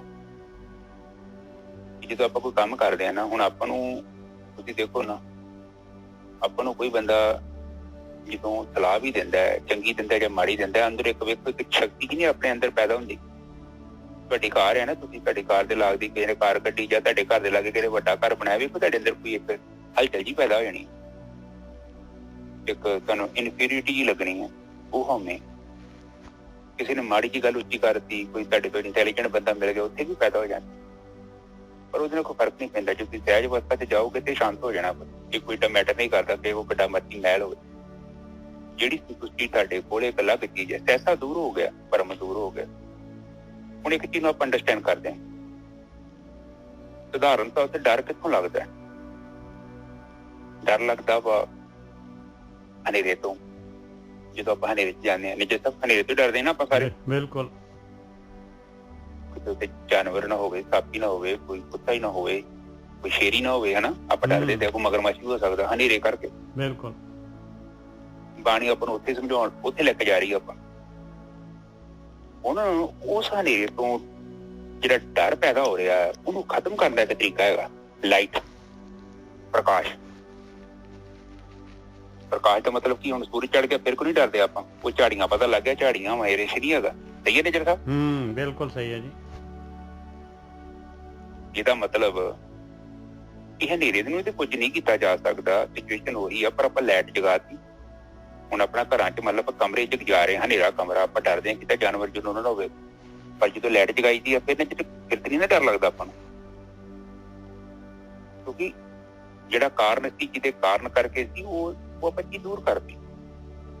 ਹੁਣ ਇੱਥੇ ਜਿਹੜੀ ਗੱਲ ਕਰਦੇ ਆ ਨਾ, ਦੇਖੋ ਇੱਕ ਹੀ ਸਿੱਕੇ ਦੇ 2 ਪਹਿਲੂ ਆ। ਸਹਿਜਤੇ ਦਾ ਮਤਲਬ ਅਗਿਆਨ। ਅਗਿਆਨ ਕਿੱਦਾਂ ਜਾਊਗਾ? ਕਰਮਾਂ ਦੇ ਨਾਲ ਅਗਿਆਨ ਕਿੱਥੋਂ ਜਾਊਗਾ? ਉਹ ਜਿਹੜਾ ਅਗਿਆਨ ਦੂਰ ਹੋਣਾ ਵਾ ਉਹਨੂੰ ਗਿਆਨ ਨੇ ਦੂਰ ਕਰਨਾ ਹੈ। ਔਰ ਗਿਆਨ ਆਪਾਂ ਪੜ੍ਹ ਰਹੇ, ਰਾਈਟ? ਬਿਲਕੁਲ ਸਹੀ ਗੱਲ ਹੈ। ਤੇ ਗਿਆਨ ਤੇ ਡਾਉਂਦਾ ਹੈ, ਗਿਆਨ ਦੇ ਲਾਗੇ ਤੇ ਅਗਿਆਨ ਟਿਕਣਾ ਨਹੀਂ। ਹੁਣ ਉਹ ਕਹਿੰਦੇ ਕਿ ਕਰਮਾਂ ਦੇ ਨਾਲ ਸਹਿਸਾ ਦੂਰ ਹੀ ਨਹੀਂ ਹੋਣਾ। ਇਹ ਤੋਂ ਵੱਡੀ ਸਟੇਟਮੈਂਟ ਕਿਹੜੀ ਹੈ ਦੱਸੋ ਮੈਨੂੰ? ਪਹਿਲਾਂ ਹੀ ਰਿਜੈਕਟ ਕਰਤਾ ਉਹਨਾਂ ਨੇ ਆਪਣੀ A to Z। ਉਹ ਆਪ ਨੂੰ ਜਸਟ ਸੋਚ ਲਓ, ਉਹ ਤੁਹਾਡੀਆਂ ਹੱਥਾਂ ਪੈਰਾਂ ਦਾ ਜੋ ਵੀ ਕਰ ਰਹੇ, ਜੋ ਅੱਖਾਂ ਨਾਲ ਕਰ ਰਹੇ, ਸਾਰਾ ਖੋਹ ਲੈ ਰਹੇ ਨੇ। ਕਹਿੰਦੇ ਇਹਦੇ ਨਾਲ ਨਹੀਂ ਕੰਮ ਹੋਣਾ, ਬਿਲਕੁਲ ਨਹੀਂ ਕੰਮ ਹੋਣਾ। ਇੱਕ ਲੈਣ ਦੇ ਵਿੱਚ ਵੇਖੋ ਸਪੋਰਟ ਕਰਦੇ ਕਰਮ ਕਰਨ ਦੇ ਨਾਲ, ਤੂੰ ਕਰਮ ਕਰੇਗਾ ਤਾਂ ਬਿਹਤਰ ਹੋ ਜਾਏਗਾ। ਔਰ ਉਹ ਕਹਿੰਦੇ ਕਿ ਗੱਲ ਕਰਦੇ। ਹਾਂਜੀ ਗੋਰਖੀ ਸਾਹਿਬ, ਇੱਕ ਹੋਰ ਚੀਜ਼ ਹੈਗੀ ਆ ਬਈ, ਗਿਆਨ ਜਿਹੜਾ ਹੈਗਾ, ਜੇ ਆਪਾਂ ਕਹੀਏ ਨਾ, ਜੇ ਇਹ ਆਖਰੀ ਗਿਆਨ ਆਪਾਂ ਲੈ ਰਹੇ ਆ, ਤੇ ਭਾਈ ਇਸ ਗਿਆਨ ਦੇ ਨਾਲ ਵੀ ਜਿਹੜਾ ਹੈਗਾ ਸਹਿਸਾ ਨਹੀਂ ਜਾਣਾ। ਜਦ ਤੱਕ ਜਿਹੜਾ ਇਹ ਗਿਆਨ ਨੂੰ ਕਮਾਵਾਂਗੇ ਨਹੀਂ, ਅੰਦਰ ਆਪਣਾ ਗਿਆਨ ਨਹੀਂ ਲਵਾਂਗੇ, ਤਾਂ ਉਹਦੇ ਨਾਲ ਹਨੇਰਾ ਦੂਰ ਹੋਣਾ ਹੈ। ਉਹ ਹੈਗਾ ਪ੍ਰਕਾਸ਼। ਹਾਂਜੀ ਵੀਰ ਜੀ, ਬਿਲਕੁਲ ਠੀਕ ਹੈ। ਰੋਟੀ ਬਣਾਉਣੀ ਆ, ਕਿਤਾਬ ਪੜ੍ਹ ਲਈ ਹੈ। ਰੋਟੀ ਬਣਾਉਣ ਦਾ ਤਰੀਕਾ ਦੱਸਤਾ ਉਹਨਾਂ ਨੇ। ਨਿੱਜਰ ਸਾਹਿਬ ਨੇ ਮੈਨੂੰ ਕਿਤਾਬ ਦਿੱਤੀ, ਚਰਨਜੀਤ ਦਾ ਕਿਤਾਬ ਲੈ, ਰੋਟੀ ਬਣਾ ਲਈ। ਮੈਂ ਕਿਤਾਬ ਲੈ ਲਿਆ, ਮੈਂ ਕਿਤਾਬ ਪੜ੍ਹੀ, ਪੜ੍ਹ ਕੇ ਤੇ ਮੈਂ ਡਰਾ 'ਚ ਰੱਖਤੀ। ਰੋਟੀ ਪੱਕ ਜੂਗੀ ਨਾ? ਰੋਟੀ ਤੇ ਵਿਧੀ ਦੱਸੀ ਹੈ ਕਿ ਆਟਾ ਲੈਣਾ, ਆਟੇ ਵਿੱਚ ਪਾਣੀ ਪੈਣਾ ਹੈ, ਫਿਰ ਉਹਦੇ ਵਿੱਚ ਉਹ ਵੀ ਪਾਣੀ ਦੀ ਮਿਕਦਾਰ ਵੇਖਣੀ ਪੈਣੀ ਹੈ, ਬਾਰ-ਬਾਰ ਥੋੜਾ ਥੋੜਾ ਪਾਣੀ, ਇਹ ਨਾ ਹੋਵੇ ਕਿ ਜ਼ਿਆਦਾ ਪਾਣੀ ਮੁੜ ਕੇ ਚਿੱਕੜ ਜਾਈ ਹੋ ਜੇ। ਹੋ ਸਕਦਾ ਹੈ ਕਿ 2-4 ਵਾਰੀ ਮੇਰੇ ਕੋਲ ਵਧੀਆ ਰੋਟੀ ਨਾ ਬਣੇ, ਹੋ ਸਕਦਾ 20 ਵਾਰੀ ਰੋਟੀ ਨਾ ਵਧੀਆ ਬਣੇ। ਮੈਨੂੰ ਪੱਕਾ ਗਰੰਟੀ ਹੈ ਕਿ ਨਹੀਂ ਬਣੂਗੀ, ਪਰ ਇੱਕ ਗਰੰਟੀ ਜ਼ਰੂਰ ਹੈ ਕਿ ਚਰਨਜੀਤ 1-2-4 ਮਹੀਨੇ 6 ਮਹੀਨੇ ਚੰਗੀ ਤਰ੍ਹਾਂ ਰੋਟੀ ਬਣਾਉਣੀ ਸਿੱਖ ਲੂਗਾ। ਬਿਲਕੁਲ ਸਹੀ ਗੱਲ ਹੈ, ਇਹਦੇ ਚ ਕੋਈ ਮੁਸ਼ਕਿਲ ਨਹੀਂ ਹੈਗੀ। ਚਰਨਜੀਤ 1000 ਵਾਰੀ ਅਸਫਲ ਹੋਊਗਾ, ਚਰਨਜੀਤ ਫਿਰ ਵੀ ਰੋਟੀ ਬਣਾਉਣੀ ਸਿੱਖੂਗਾ। ਕਰੋੜ ਵਾਰੀ ਮੈਂ ਫੇਲ ਹੋ ਜਾਊਂਗਾ, ਫਿਰ ਵੀ ਮੈਂ ਸਿੱਖੂਗਾ। ਆਇਨਸਟਾਈਨ ਨੇ 5000 ਵਾਰੀ ਐਕਸਪੈਰੀਮੈਂਟ ਕੀਤੇ ਸੀ, ਆਖਰ ਚ ਉਹਨੇ ਉਹ ਫਿਲਾਮੈਂਟ ਤਿਆਰ ਕੀਤਾ ਜਿਹਦੇ ਨਾਲ ਪ੍ਰਕਾਸ਼ ਪੈਦਾ ਹੁੰਦਾ। ਜੇ ਅਸੀਂ ਅਸਫਲਤਾ ਨੂੰ ਵੇਖ ਕੇ ਡਰਦੇ ਹਾਂ ਤੇ ਫਿਰ ਅਸੀਂ ਕਾਮਯਾਬ ਨਹੀਂ ਹੋ ਸਕਦੇ। ਛੋਟਾ ਬੱਚਾ ਵੇਖੋ, ਉਹ ਡਿੱਗਦਾ ਫਿਰ ਖਲੋਂਦਾ, ਫਿਰ ਡਿੱਗਦਾ ਫਿਰ ਖਲੋਂਦਾ। ਉਹ ਜਿੰਨੀ ਵਾਰੀ ਡਿੱਗਦਾ ਹੈ ਹੱਸਦਾ, ਅੱਗੋਂ ਅੰਦਰੋਂ ਹੱਸਦਾ ਹੈ, ਮੈਂ ਡਿੱਗ ਪਿਆ। ਤੁਸੀਂ ਨਾ ਵੇਖੋਗੇ ਤਾਂ ਰੋਣਾ ਨਹੀਂ ਉਹਨੇ ਫਿਰ ਕੋਸ਼ਿਸ਼ ਕਰਨੀ। ਇੱਕ ਸਮਾਂ ਆਉਂਦਾ ਖਲੋ ਜਾਂਦਾ, ਪਰ ਖਲੋਂਦਾ ਉਹੀ ਆ ਜਿਹੜਾ ਕੋਸ਼ਿਸ਼ ਕਰਦਾ। ਆਇਨਸਟਾਈਨ ਜੇ ਬੱਤੀ ਪੈਦਾ ਕਰ ਸਕਿਆ, ਉਹਦੇ ਪਿੱਛੇ ਇੱਕੋ ਹੀ ਕਾਰਨ ਸੀ, ਉਹ ਜਿਹੜੇ ਫਾਰਮੂਲੇ ਨਾਲ ਕੰਮ ਕਰਦਾ ਸੀ ਉਹ ਫਾਰਮੂਲੇ ਨੂੰ ਰਿਪੀਟ ਨਹੀਂ ਕਰਦਾ। ਜਿਹੜਾ ਫਾਰਮੂਲਾ ਉਹ ਕਹਿੰਦੇ, ਉਹਦੇ ਚੇਲੇ ਕਹਿੰਦੇ ਕਿ ਸਰ ਛੱਡੋ ਖੜਾ, 4900 ਵਾਰੀ ਇਹ ਫੇਲ ਹੋ ਚੁੱਕੇ, 999 ਵਾਰੀ ਆਪਾਂ ਫੇਲ ਹੋ ਗਏ, ਤੇ ਬਸ ਕਰੋ, ਛੱਡੋ ਖੜਾ, ਕੀ ਪਿਆ? ਉਹ ਕਹਿੰਦਾ ਤੁਸੀਂ ਇੰਨੀ ਫੇਲ ਹੋ ਗਏ। ਕਹਿੰਦਾ ਮੈਂ ਫੇਲ ਨਹੀਂ ਹੋਇਆ, ਮੈਨੂੰ ਇੰਨਾ ਤੇ ਪਤਾ ਲੱਗ ਗਿਆ ਕਿ 4999 ਤਰੀਕਿਆਂ ਦੇ ਨਾਲ ਬੱਤੀ ਦਾ ਫਿਲਾਮੈਂਟ ਤਿਆਰ ਨਹੀਂ ਹੋ ਸਕਦਾ। ਇੰਨਾ ਕਨਫਰਮ ਹੋ ਗਿਆ ਮੈਨੂੰ। ਇਹਦਾ ਮਤਲਬ ਕਿ ਉਹ ਤਰੀਕਾ ਕੁਝ ਹੋ ਰਿਹਾ, ਮੈਨੂੰ ਪਤਾ ਨਹੀਂ ਲੱਗਣ ਦਿਆ। ਹੁਣ ਉਸ ਬੰਦੇ ਨੇ ਫਿਰ ਕੋਸ਼ਿਸ਼ ਕੀਤੀ, ਉਹ ਕਾਮਯਾਬ ਹੋਇਆ। ਅੱਜ ਆਪਣੇ ਘਰ ਜਿੰਨੀ ਵੀ ਲਾਈਟ ਆ, ਇਹ ਸਾਰੀ ਉਸ ਬੰਦੇ ਦੀ ਦੇਣ ਹੈ। ਇੱਕ ਬੰਦੇ ਨੇ ਖੋਜ ਕੀਤੀ ਸਾਰੀ ਦੁਨੀਆ ਦੇ ਵਿੱਚ ਪ੍ਰਕਾਸ਼। ਜਸਟ ਕਿੱਡੀ ਵੱਡੀ ਗੱਲ। ਤੋ ਕਹਿਣ ਤੋਂ ਭਾਵ ਮੈਂ ਇਹ ਕਹਿਣਾ ਚਾਹੁੰਦਾ ਕਿ ਆਪਾਂ ਇਹ ਸਮਝਣ ਦੀ ਕੋਸ਼ਿਸ਼ ਕਰੀਏ, ਉੱਥੇ ਕੁਝ ਵਿਧੀ ਆ। ਧਰਤੀ ਸਾਰੀ ਹੈਗੀ ਆ, ਉਹ ਸਾਰੀ ਕਿਉਂ ਨਹੀਂ ਬੱਤੀ ਬਣਾ ਲੈਂਦੀ? ਨਿਜੇ ਸਾਹਿਬ, ਬਿਲਕੁਲ ਸਹੀ ਗੱਲ ਹੈ। ਦੇयर इज सर्टेन ਪੀਪਲ, ਉਹ ਪੀਪਲ ਜਿਹੜੇ ਉਹ ਟਰਾਈ ਕਰ ਰਹੇ, ਕੁਝ ਡਿਫਰੈਂਟ ਕਰ ਰਹੇ ਨੇ। ਤੇ ਇਹ ਇਸੇ ਲਈ ਆਪਾਂ ਕੋਸ਼ਿਸ਼ ਕਰੀਏ, ਆਪਾਂ ਹਨੇਰੀ ਨੂੰ ਕੁਛ ਨਾ ਕਹੀਏ, ਆਪਾਂ ਪ੍ਰਕਾਸ਼ ਜਗਾਈਏ ਤੇ ਹਨੇਰਾ ਆਪੇ ਭੱਜ ਜਾਏਗਾ। ਜਿਹਦੇ ਕਰਕੇ ਸਾਨੂੰ ਡਰ ਲੱਗ ਰਿਹਾ। ਬਾਣੀ ਕਹਿੰਦੀ ਕਿ ਤੂੰ ਜਿਹੜੇ ਤੂੰ ਕਰਮੀ ਕਰ ਰਿਹਾ ਹੈ, ਕਰਮਾਂ ਦੇ ਨਾਲ ਕੁਛ ਨਹੀਂ ਹੋਣਾ, ਤੈਨੂੰ ਵਿਧੀ ਚੇਂਜ ਕਰਨੀ ਪੈਣੀ, ਟੈਕਨੀਕ ਚੇਂਜ ਕਰ, ਅੰਦਰ ਚੱਲ। ਸੁਖਮ ਗੱਲ ਕਰ ਰਹੇ ਨੇ, ਉਹ ਗੱਲ ਕਰ ਰਹੇ ਨੇ ਮਨ, ਬੁੱਧੀ, ਚਿੱਤ ਤੇ ਹੰਕਾਰ ਦੀ ਗੱਲ ਕਰ ਰਹੇ ਨੇ, ਤੇ ਆਤਮਾ ਦੀ ਗੱਲ ਕਰਦੇ ਨੇ। ਹੁਣ ਅੰਦਰ ਚੱਲਦੇ ਆ, ਬਾਣੀ ਕੀ ਕਹਿੰਦੀ ਆਪਾਂ ਨੂੰ, ਉਹ ਕੀ ਮਾਰਗਦਰਸ਼ਨ ਕਰਦੀ ਆਪਾਂ ਪੜ੍ਹਦੇ ਹਾਂ। ਹਾਂਜੀ ਨੇਜਾ ਸਾਹਿਬ, ਲੋਕ ਬੋਲੋ ਦੁਬਾਰਾ। ਹਾਂਜੀ, ਕਹਿੰਦੇ ਮਨ ਧੋਵੋ ਸ਼ਬਦੇ ਲਾਗੋ, ਹਰਸਿਓ ਰਹੋ ਚਿੱਤ ਲਾਏ। ਆਹ ਜਿਹੜਾ ਐਕਸ਼ਨ ਦਿੱਤਾ ਹੈ ਸਾਰਾ ਦਾ ਸਾਰਾ, ਕਹਿੰਦੇ ਧੋਣਾ ਮਨ ਦਾ ਹੈ। ਪਹਿਲਾਂ ਯਾਦ ਆਹ ਦੇਖ ਲਾ ਭਾਈ, ਤੈਨੂੰ ਜਿਹੜਾ ਹੈਗਾ ਜੋ ਕੁਛ ਵੀ ਕਾਰਵਾਈ ਕਰਨੀ ਹੈ ਉਹ ਤੇਰੇ ਮਨ ਦੇ ਉੱਤੇ ਕਾਰਵਾਈ ਹੋਣੀ ਚਾਹੀਦੀ ਹੈ, ਨਾ ਕਿ ਤਨ ਦੇ ਉੱਤੇ। ਤਨ ਆਟੋਮੈਟਿਕਲੀ ਬਾਈ ਪ੍ਰੋਡਕਟ ਹੈਗਾ। ਮਨ ਧੋਵੋ ਸ਼ਬਦੇ ਲਾਗੋ, ਸ਼ਬਦ ਦੇ ਨਾਲ ਲੱਗਣਾ ਪਊਗਾ ਤੈਨੂੰ। ਸ਼ਬਦ ਜਿਹੜਾ ਹੈਗਾ ਤੇਰੇ ਅੰਦਰ ਪ੍ਰਗਟ ਕਰਨਾ ਪਊਗਾ। ਹਰਸਿਓ ਰਹੋ ਚਿੱਤ ਲਾਏ ਸ਼ਬਦ ਪ੍ਰਗਟ ਕਰਨ ਦੇ ਵਾਸਤੇ ਚਿੱਤ ਨੂੰ ਫੜਨਾ ਪਊਗਾ, ਚਿੱਤ ਨੂੰ ਅੰਦਰ ਪਰਮੇਸ਼ਰ ਦੇ ਵੱਲ ਲੈ ਕੇ ਜਾਣਾ ਪਊਗਾ, ਆਤਮਾ ਦੇ ਵੱਲ। ਹਰਸਿਓ ਹਰ ਹੈਗਾ ਆਤਮਾ, ਆਤਮਾ ਵੱਲ ਨੂੰ ਚਿੱਤ ਨੂੰ ਲੈ ਕੇ ਜਾਣਾ ਪਊਗਾ, ਤਾਂ ਉਹ ਸ਼ਬਦ ਪ੍ਰਗਟ ਹੋਏਗਾ, ਤਾਂ ਤੇਰਾ ਮਨ ਧੋਤਾ ਜਾਏਗਾ। ਕਹੇ ਨਾਨਕ ਗੁਰ ਪ੍ਰਸਾਦੀ ਸਹਿਜ ਉਪਜੇ। ਆਇਆ ਗੁਰੂ ਦਾ ਪ੍ਰਸਾਦ, ਆਇਆ ਜਿਹੜੀ ਉਹ ਵਿਧੀ, ਆਇਆ ਕਾਰਵਾਈ, ਆਇਆ ਜਿਹਦੇ ਨਾਲ ਪ੍ਰਕਾਸ਼ ਪੈਦਾ ਹੋਣਾ ਆ, ਆਇਨਸਟਾਈਨ ਦਾ ਫਾਰਮੂਲਾ। ਕਹੇ ਨਾਨਕ ਗੁਰ ਪ੍ਰਸਾਦੀ ਸਹਿਜ ਉਪਜੈ। ਸਹਿਜ ਪੈਦਾ ਅੰਦਰ ਪੈਦਾ ਹੋਣਾ ਹੈ, ਤੇਰੀ ਸਹਿਜ ਅਵਸਥਾ ਤੇਰੇ ਅੰਦਰੋਂ। ਮਨ ਨੇ ਮਨ ਨੂੰ ਜਿੱਤਣਾ ਹੈਗਾ। ਮਨ ਜਿਹੜਾ ਹੈਗਾ ਬਿਨ ਮਨ ਮਾਰੇ ਗੱਲ ਬਣਨੀ ਨਹੀਂ ਹੈ, ਮਨ ਨੂੰ ਮਾਰਨਾ ਪੈਣਾ ਹੈ ਭਾਈ। ਕਹੇ ਨਾਨਕ ਗੁਰ ਪ੍ਰਸਾਦੀ ਸਹਿਜ ਉਪਜੈ। ਇਹ ਸਹਿਸਾ ਇਵ ਜਾਏ। ਇਸ ਤਰੀਕੇ ਦੇ ਨਾਲ ਸਹਿਸਾ ਜਾ ਸਕਦਾ ਹੈ ਭਾਈ। ਆਇਆ ਵਿਧੀ, ਆਇਆ ਕਾਰਵਾਈ। ਹਾਂਜੀ ਵੀਰ। ਹਾਂਜੀ ਦੇਖੋ ਉੱਪਰਲੀ ਤੋਂ ਖੋਲ ਦੋ। ਸਹਿਸਾ ਜੀਉ ਮਲੀਨ। ਸਹਿਸੇ ਜੀਉ ਮਲੀਨ ਹੈ, ਕਿਤ ਸੰਜਮੇ ਧੋਤਾ ਜਾਏ। ਕਹਿੰਦੇ ਸਹਿਸੇ ਦੇ ਨਾਲ ਜੀਓ ਜਿਹੜਾ ਹੈਗਾ ਮਲੀਨ ਹੈ ਤੇਰਾ, ਅਗਿਆਨਤਾ ਦੇ ਨਾਲ।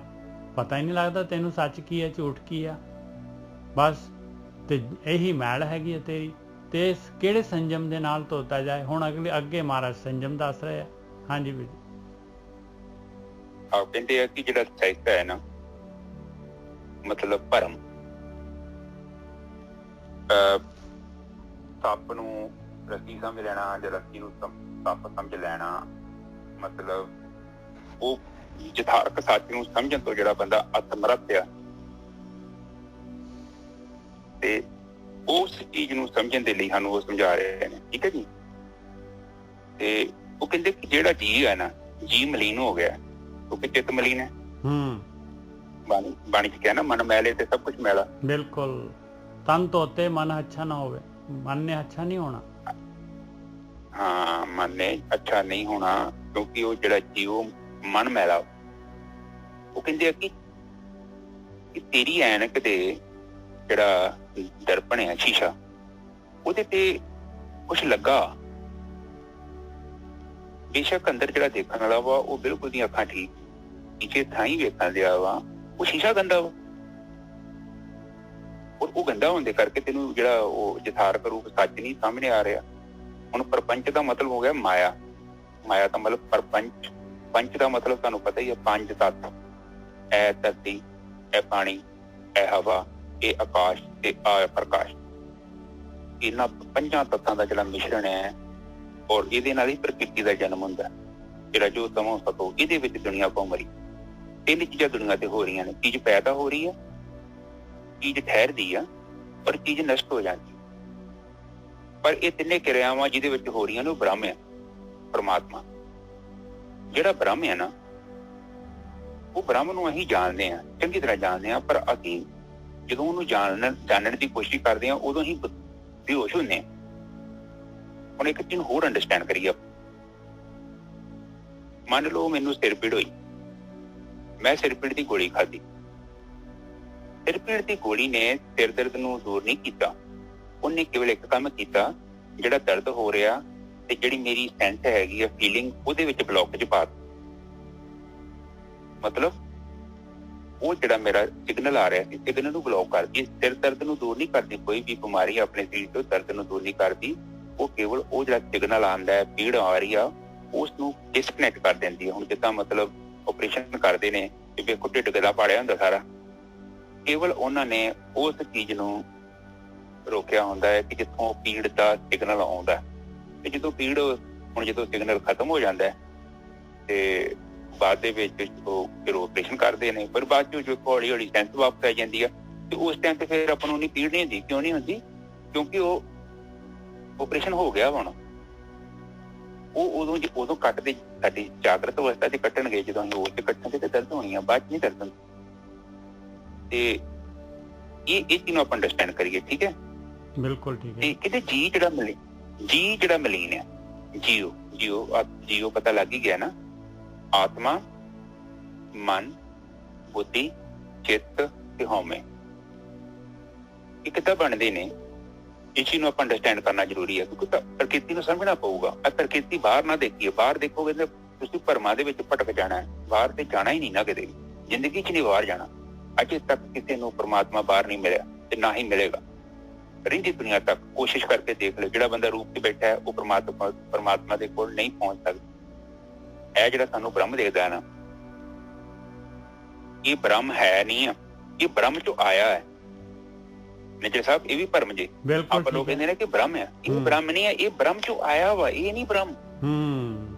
ये धात है ब्रह्म होना ते ब्रह्म चो, हाँ ब्रह्म चो होना ते आने च बड़ा फर्क है निजर साहब। मैं क्या ये धात हैगी आ, महाराज यही कह रहे ना, मन मारे धात मर जाए, बिन मन मूए कैसे हर पाए। कहते धात या इन्हें मरना है पाए, मन नूं जे आपां काबू करना पऊगा। हाँ वो कहते हैं कि टेक्निक चेंज करनी पैनी है, और ये है भी टेक्निकल जी साधना बिल्कुल ही ये विच, क्योंकि परमात्मा ने काफी एक गेम औखी पाई है। अब जस्ट सोचो, जस्ट एक छोटी जी गल सोचो, एक न्यूक्लियर बंब बनाने दे लई एक बंदा वा पाकिस्तान दे विच बैठा, ए जिहड़ी दुनिया चलाउंदे आ परमात्मा या माया जिन्हें रचना की है, तो माया ने एडा सौखा थोड़ी बनाया होगा।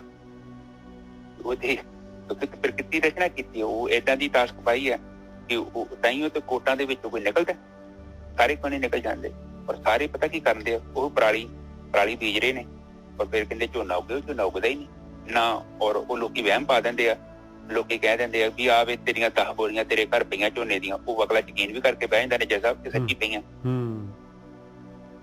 वो किया ही नहीं, बस भरम पाता कल्पना। हुण डर तो आप नेरे ते क्यों डरदे आ आप, क्योंकि नेरे दे विच असीं कल्पना करन डै पैंदे आ, कोई जानवर ना होवे, कोई भूत चड़ेल ना होवे, दिने कोई नहीं भूत अपन आउंदा। छोटे छोटे बच्चे वो की करदे आ, वो गाना गाउण डै पैंदे नेरे च, जो गली च जांदे ना, काफी दूर लंबी गली होवे कोई ना होवे,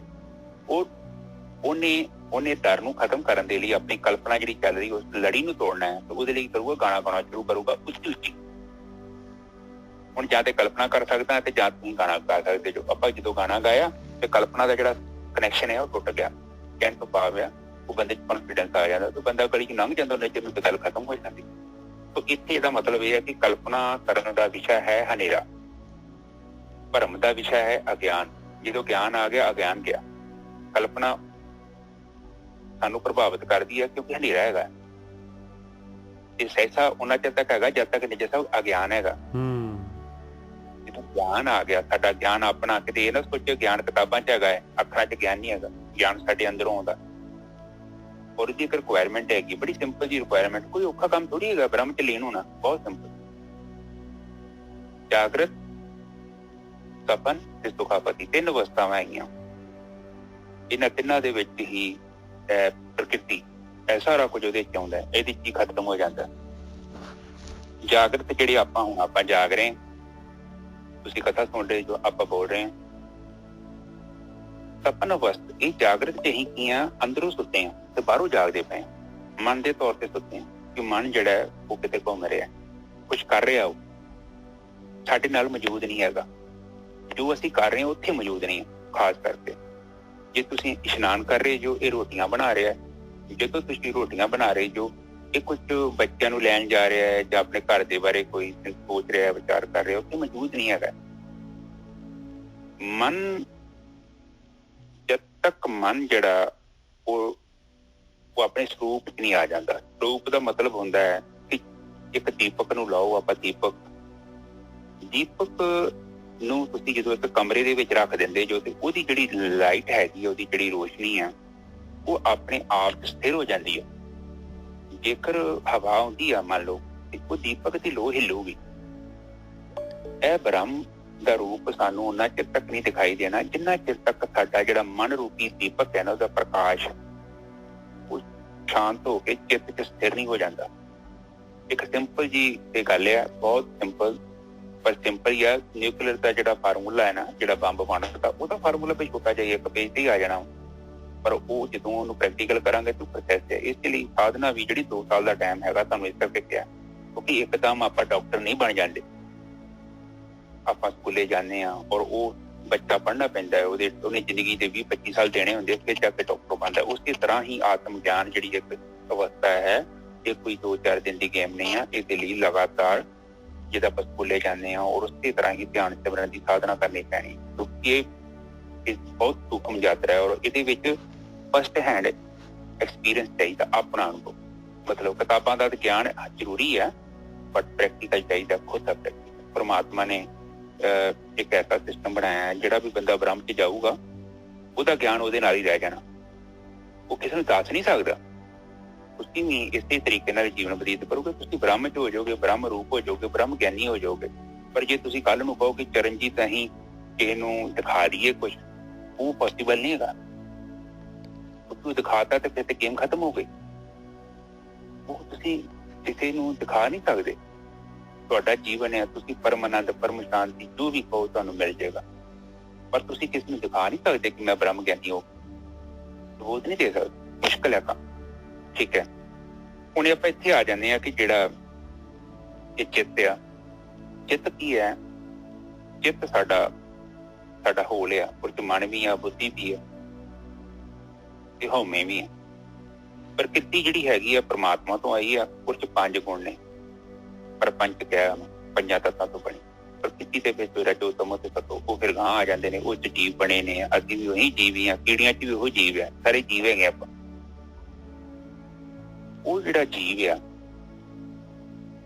ਜਦੋਂ ਮਾਂ ਦੇ ਪੇਟ ਤੋਂ ਆਪਾਂ ਚੱਲਦੇ ਹਾਂ, ਮਾਂ ਤੇ ਪਿਓ ਨੇ ਸੰਭੋਗ ਕੀਤਾ, ਬੱਚੇ ਦਾ ਨਿਰਮਾਣ ਹੋਇਆ।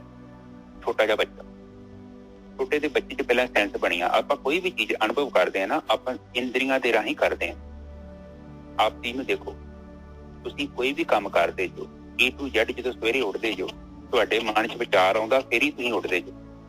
ਉਦਾਂ ਨਹੀਂ ਤੁਸੀਂ ਉੱਠ ਸਕਦੇ, ਉਦਾਂ ਤੇ ਬੈਠੇ ਰਹੋਗੇ। ਤੁਹਾਨੂੰ ਭੁੱਖ ਲੱਗ ਗਈ, ਅੰਦਰੋਂ ਆਵਾਜ਼ ਆਈ, ਹਾਂ ਵੀ ਭੁੱਖ ਲੱਗ, ਚਲੋ ਰੋਟੀ ਖਾਈਏ। ਓਕੇ ਜੀ, 9 ਵਜ ਗਏ, ਦਫ਼ਤਰ ਦਾ ਟਾਈਮ ਹੋ ਗਿਆ, ਚਲੋ ਦਫ਼ਤਰ ਚੱਲੀਏ। ਨਿੱਜਰ ਸਾਹਿਬ, ਸਹੀ ਹੈ ਗੱਲ ਮੇਰੀ? ਬਿਲਕੁਲ ਠੀਕ ਹੈ ਜੀ। ਆਪਣੇ ਅੰਦਰ ਵਿਚਾਰ ਆਉਂਦਾ, ਉਹ ਵਿਚਾਰ ਸਾਨੂੰ ਗਾਈਡ ਕਰਦਾ। ਇਹ ਆ 1 ਵਜ ਗਿਆ, ਹੁਣ ਰੈਸਟ ਦਾ ਟਾਈਮ, ਚਲੋ ਰੈਸਟ ਕਰੀਏ। ਤੋਂ ਬਹਿਣਾ, ਉੱਠਣਾ, ਖਲੋਣਾ, ਚੱਲਣਾ, A to Z ਜਿਹੜਾ ਸਿਸਟਮ ਹੋ ਰਿਹਾ, ਉਹ ਸਾਡੇ ਅੰਦਰ ਵਿਚਾਰ ਨੇ, ਉਹਦਾ ਪ੍ਰੋਗਰਾਮਿੰਗ ਹੈ, ਉਹਦੇ ਕਰਕੇ ਹੋ ਰਿਹਾ। ਤੇ ਇਹਦੇ ਵਿੱਚ ਆਪਾਂ ਕਿਹਨੂੰ ਸਮਝੀ ਗਏ ਕਿ ਜੇਕਰ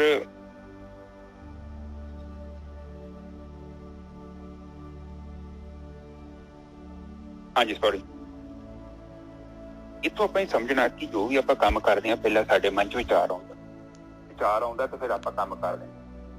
ਆਪਾਂ ਕਿਸੇ ਨੂੰ ਫੋਨ ਵੀ ਕਰਦੇ ਹਾਂ, ਡਾਇਰੈਕਟ ਥੋੜੀ ਫੋਨ ਲਾ ਦਿੰਦੇ ਹਾਂ, ਪਹਿਲਾਂ ਮਨ 'ਚ ਵਿਚਾਰ ਆਉਂਦਾ ਕਿ ਮੈਂ ਪਿਓ ਨਾਲ ਗੱਲ ਕਰਨੀ, ਮਾਂ ਨਾਲ ਕਰਨੀ, ਜਾਂ ਘਰ ਦੀ ਨਾਲ ਕਰਨੀ, ਜਾਂ ਘਰ ਦੇ ਨਾਲ ਕਰਨੀ, ਜਾਂ ਮੁੰਡੇ ਨਾਲ ਕਰਨੀ, ਜਾਂ ਕੁੜੀ ਨਾਲ ਕਰਨੀ। ਉਹ ਸਾਡਾ ਜੀਵਨ ਦਾ ਸਿਸਟਮ ਜਿਹੜਾ ਹੈ, ਉਹ ਸਾਡੇ ਅੰਦਰ ਚਿੱਤ 'ਚ ਕੋਈ ਚੀਜ਼ ਆਉਂਦੀ ਹੈ।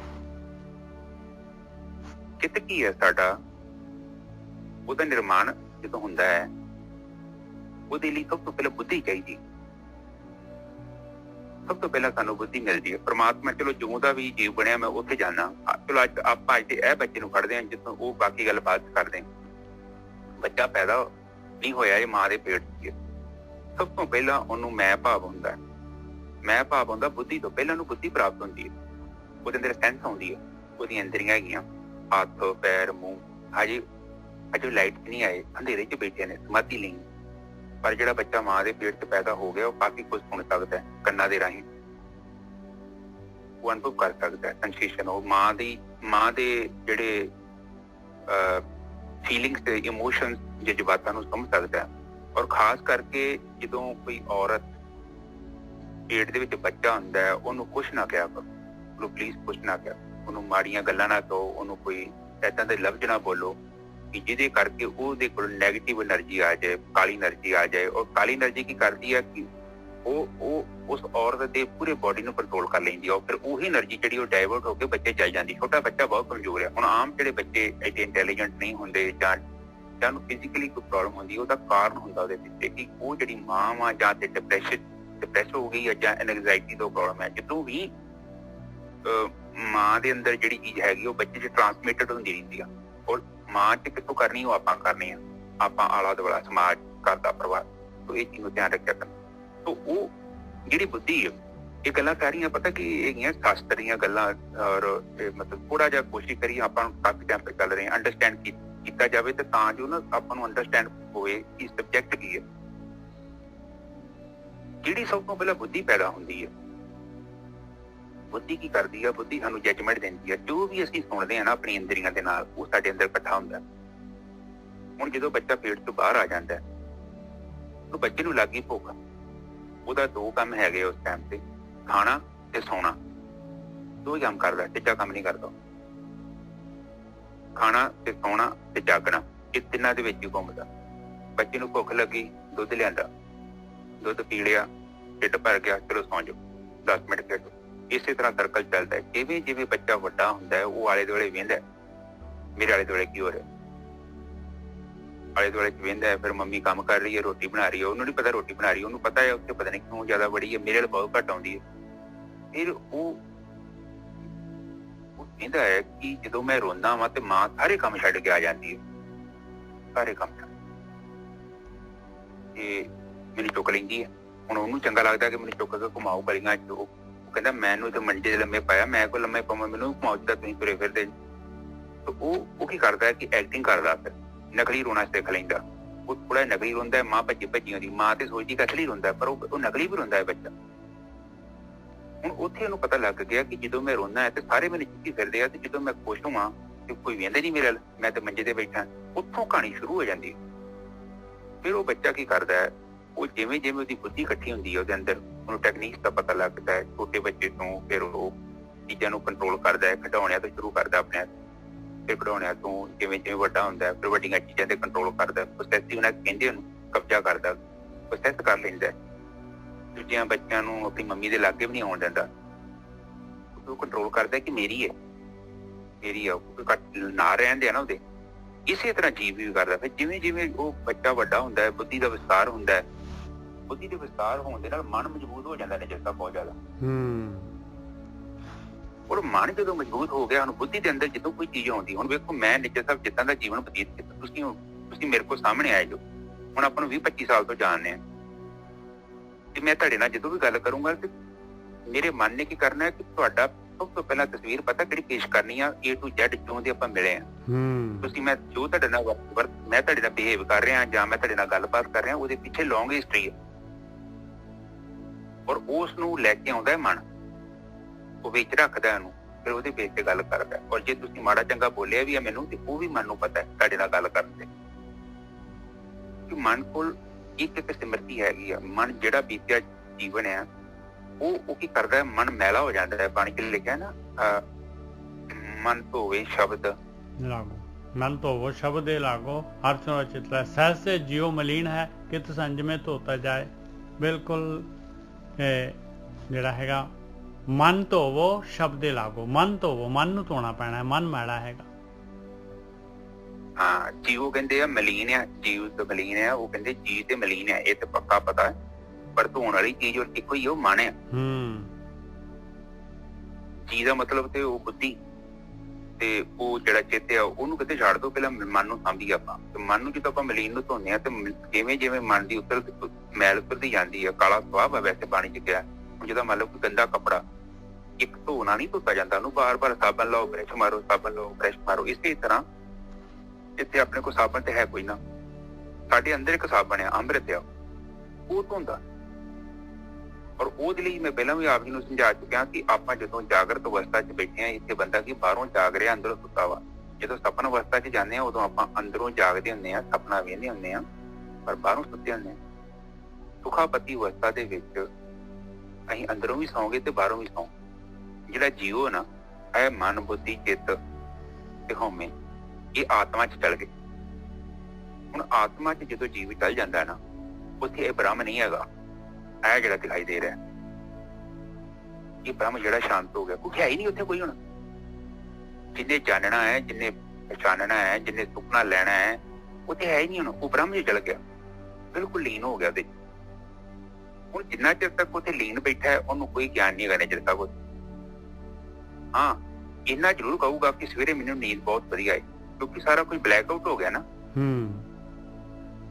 ਆਤਮਾ 'ਚ ਜਦੋਂ ਵੀ ਆਪਾਂ ਚੱਲ ਜਾਂਦੇ ਹਾਂ, ਹੁਣ ਉੱਥੇ ਇਹ ਆ ਕਿ ਸਾਨੂੰ ਇੰਨਾ ਹੁੰਦਾ ਕਿ ਜਿਹੜੀਆਂ ਸਾਡਾ ਬੀਤਿਆ ਜੀਵਨ, ਹੁਣ ਦੇਖੋ ਜਿੱਦਾਂ ਮਰੀਜ਼ ਨੂੰ ਆਪਾਂ ਗੋਲੀ ਦਿੱਤੀ, ਬਿਮਾਰੀ ਠੀਕ ਨਹੀਂ ਹੋਈ, ਬਟ ਇੱਕ ਜਿਹੜਾ ਸਿਗਨਲ ਆਉਂਦਾ ਸਿਰ ਪੀੜ ਦਾ, ਉਹ ਡਿਸਕਨੈਕਟ ਕੀਤਾ ਹੈ ਉਹਨੇ। ਇਸੇ ਹੀ ਤਰ੍ਹਾਂ ਜਦੋਂ ਆਪਾਂ ਸੁਖਾਪਤੀ ਅਵਸਥਾ 'ਚ ਜਾਂਦੇ ਹਾਂ, ਜੈਸਾ ਜੀਵਨ ਥੋੜੀ ਬਦਲ ਜਾਂਦਾ। ਬਿਲਕੁਲ ਸਹੀ। ਬਟ ਇਹ ਹੈ ਕਿ 5 ਘੰਟੇ ਲਈ ਉਹ ਜਿਹੜਾ ਸਾਡੀਆਂ ਮਨ ਬੁੱਧੀ ਤੇ ਚਿੱਤ ਉਹ ਡਿਸਕਨੈਕਟ ਹੋ ਗਿਆ। ਠੀਕ ਹੈ ਨੀਚੇ ਸਾਹਿਬ? ਬਿਲਕੁਲ ਉਹਦੇ ਨਾਲ ਹੀ ਦੇਖ ਲਓ ਆਪਾਂ ਨੂੰ ਕਿੰਨੀ ਪਾਵਰ ਆ ਜਾਂਦੀ ਹੈ ਵੀ ਬਿਲਕੁਲ ਤਰੋ ਤਾਜ਼ਾ ਹੋ ਜਾਂਦੇ ਆਪਾਂ। ਹਾਂ ਆ ਗਏ ਨਾ ਪੁਆਇੰਟ ਤੇ ਪਹੁੰਚ ਕੇ, ਬਿਲਕੁਲ ਉੱਥੇ ਲੈ ਆਉਣਾ ਤੁਹਾਨੂੰ। ਉਹ ਤੇ 3-4 ਘੰਟੇ ਦੀ ਸਲੀਪ, ਇਹਨੂੰ ਡੀਪ ਸਲੀਪ ਕਹਿੰਦੇ ਆ। ਬਿਲਕੁਲ ਸ਼ਾਂਤ, ਚਿੱਤ ਸ਼ਾਂਤ ਹੋ ਗਿਆ, ਮਨ ਸ਼ਾਂਤ ਹੋ ਗਿਆ।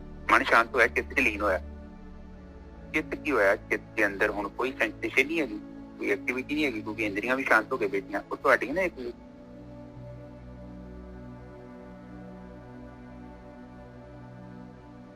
ਹੁਣ ਜਦੋਂ ਚਿੱਤ ਸ਼ਾਂਤ ਹੋ ਗਿਆ, ਕੋਈ ਤਰੰਗ ਨਹੀਂ ਆ, ਤੇ ਉੱਥੇ ਕੀ ਹੁੰਦਾ ਕਿ ਸੁਰਤੀ ਜਿਹੜੀ ਉਹ ਬ੍ਰਹਮ ਚ ਲੀਨ ਹੋ ਜਾਂਦੀ। ਜੀਵ ਚ ਸੁਰਤੀ ਆਉਂਦੀ ਆ, ਜਿਹੜੀ ਆਤਮਾ ਦੀ ਚੇਤਨਾ ਆਉਂਦੀ ਹੈ ਨਾ, ਉਹਨੂੰ ਸੁਰਤੀ ਕਿਹਾ ਗਿਆ। ਆਪਾਂ ਕੁਝ ਵੀ ਵੇਖਦੇ ਆ ਨਾ, ਕੰਨਾਂ ਨਾਲ ਸੁਣਦੇ ਆ, ਸਭ ਸੁਰਤੀ ਨਾਲ ਹੀ ਵੇਖਦੇ ਆ। ਹੁਣ ਉਹ ਜਿਹੜੀ ਸੁਰਤੀ ਆ ਉਹ ਆਤਮਾ ਚ ਲੀਨ ਹੋ ਗਈ ਆ, ਤੇ ਇੱਕ ਰੂਪ ਹੋ ਗਏ, ਇਕੱਠੇ ਹੋ ਗਿਆ, ਉਹਨੇ ਸ਼ਾਂਤ ਹੋ ਕੇ ਬਹਿ ਗਏ, ਆਤਮਾ ਚ ਚੱਲ ਗਿਆ। ਔਰ ਉਸ ਤੋਂ ਬਾਅਦ ਕੀ ਹੋਇਆ, ਸਾਨੂੰ ਆਨੰਦ ਕਾਹਦਾ ਪ੍ਰਾਪਤ ਹੋਇਆ? ਕਿਉਂਕਿ ਇੰਦਰੀਆਂ ਦੇ ਨਾਲ ਸਾਡਾ ਕਨੈਕਸ਼ਨ ਨਹੀਂ ਹੋ, ਜਿਹੜੀ ਸਾਡੀ ਸਮਿਰਤੀ ਆ, ਜਿਹੜੀ ਸਾਡੀ ਅੰਦਰ ਜਾਣਕਾਰੀ ਹੈਗੀ, ਉਹ ਤੋਂ ਡਿਸਕਨੈਕਟ ਹੋ ਗਏ। ਤੇ ਅਸੀਂ ਜਿੱਦਾਂ ਇੱਕ ਸ਼ਰਾਬੀ ਬੰਦਾ ਕੀ ਕਰ ਰਿਹਾ, ਉਹੀ ਕਰ ਰਿਹਾ। ਉਹ ਸ਼ਰਾਬ ਪੀ ਕੇ ਉਹ ਜਿਹੜਾ ਆਪਣੇ ਵਿਚਾਰਾਂ ਨੂੰ ਰੋਕਣਾ ਚਾਹੁੰਦਾ ਜਾਂ ਉਹਦਾ ਫਲੋ ਘੱਟ ਕਰਨਾ ਚਾਹੁੰਦਾ, ਪਰ ਪ੍ਰੋਬਲਮ ਇਹ ਹੈ ਕਿ ਜਦੋਂ ਬਾਰ-ਬਾਰ ਉਹ ਨਸ਼ਾ ਕਰਦਾ ਹੈ ਤੇ ਉਹਦਾ ਸਰੀਰ ਖਰਾਬ ਹੋ ਜਾਂਦਾ। ਕੋਸ਼ਿਸ਼ ਸ਼ਰਾਬੀ ਦੀ ਵੀ ਇਹੋ ਹੀ ਆ ਕਿ ਉਹ ਚਿੰਤਨ ਨੂੰ ਰੋਕਣਾ ਚਾਹੁੰਦਾ ਹੈ। ਉਹ ਰੋਕਣਾ ਚਾਹੁੰਦਾ ਹੈ ਨਸ਼ੇ ਦੇ ਨਾਲ, ਕਿ ਕਿਸੇ ਤਰੀਕੇ ਨਾਲ ਉਹ ਜਿਹੜਾ ਸਿਸਟਮ ਉਹਨੂੰ ਬੰਦ ਕੀਤਾ ਜਾਵੇ, ਜਿਹੜਾ ਅੰਦਰ ਚੱਲ ਰਿਹਾ ਆਪਣੇ ਆਪ। ਤੇ ਹੁਣ ਇੱਥੇ ਆ ਜਾਈਏ ਤੇ ਆਪਾਂ ਹੁਣ ਆ ਗਈ ਸੁਖਾਪਤੀ ਤੋਂ ਅੱਗੇ ਇੱਕ ਅਵਸਥਾ ਹੈਗੀ, ਉਹਨੂੰ ਕਹਿੰਦੇ ਤੁਰੀਆ ਅਵਸਥਾ। ਤੁਰੀਆ ਅਵਸਥਾ ਦੇ ਵਿੱਚ ਜੀਵ ਕੀ ਕਰਦਾ ਹੈ? ਜਾਗਰਤ ਅਵਸਥਾ 'ਚ ਪ੍ਰਵੇਸ਼ ਕਰ ਜਾਂਦਾ, ਪਰ ਉਹ ਜੀਵ ਨਹੀਂ ਰਹਿ ਜਾਂਦਾ, ਉਹ ਕੇਵਲ ਚੇਤਨਾ ਹੀ ਰਹਿ ਜਾਂਦੀ ਹੈ। ਹੁਣ ਜੇ ਤੁਸੀਂ ਸੁਖਾਪਤੀ 'ਚ ਪ੍ਰਵੇਸ਼ ਕਰਦੇ ਜੋ ਨਾ, ਉੱਥੇ ਮਨ ਜਿਹੜਾ ਹੈ ਨਾ, ਮਨ ਬ੍ਰਹਮ 'ਚ ਲੀਨ ਹੋ ਜਾਂਦਾ। ਨਿਜਰ ਸਾਹਿਬ,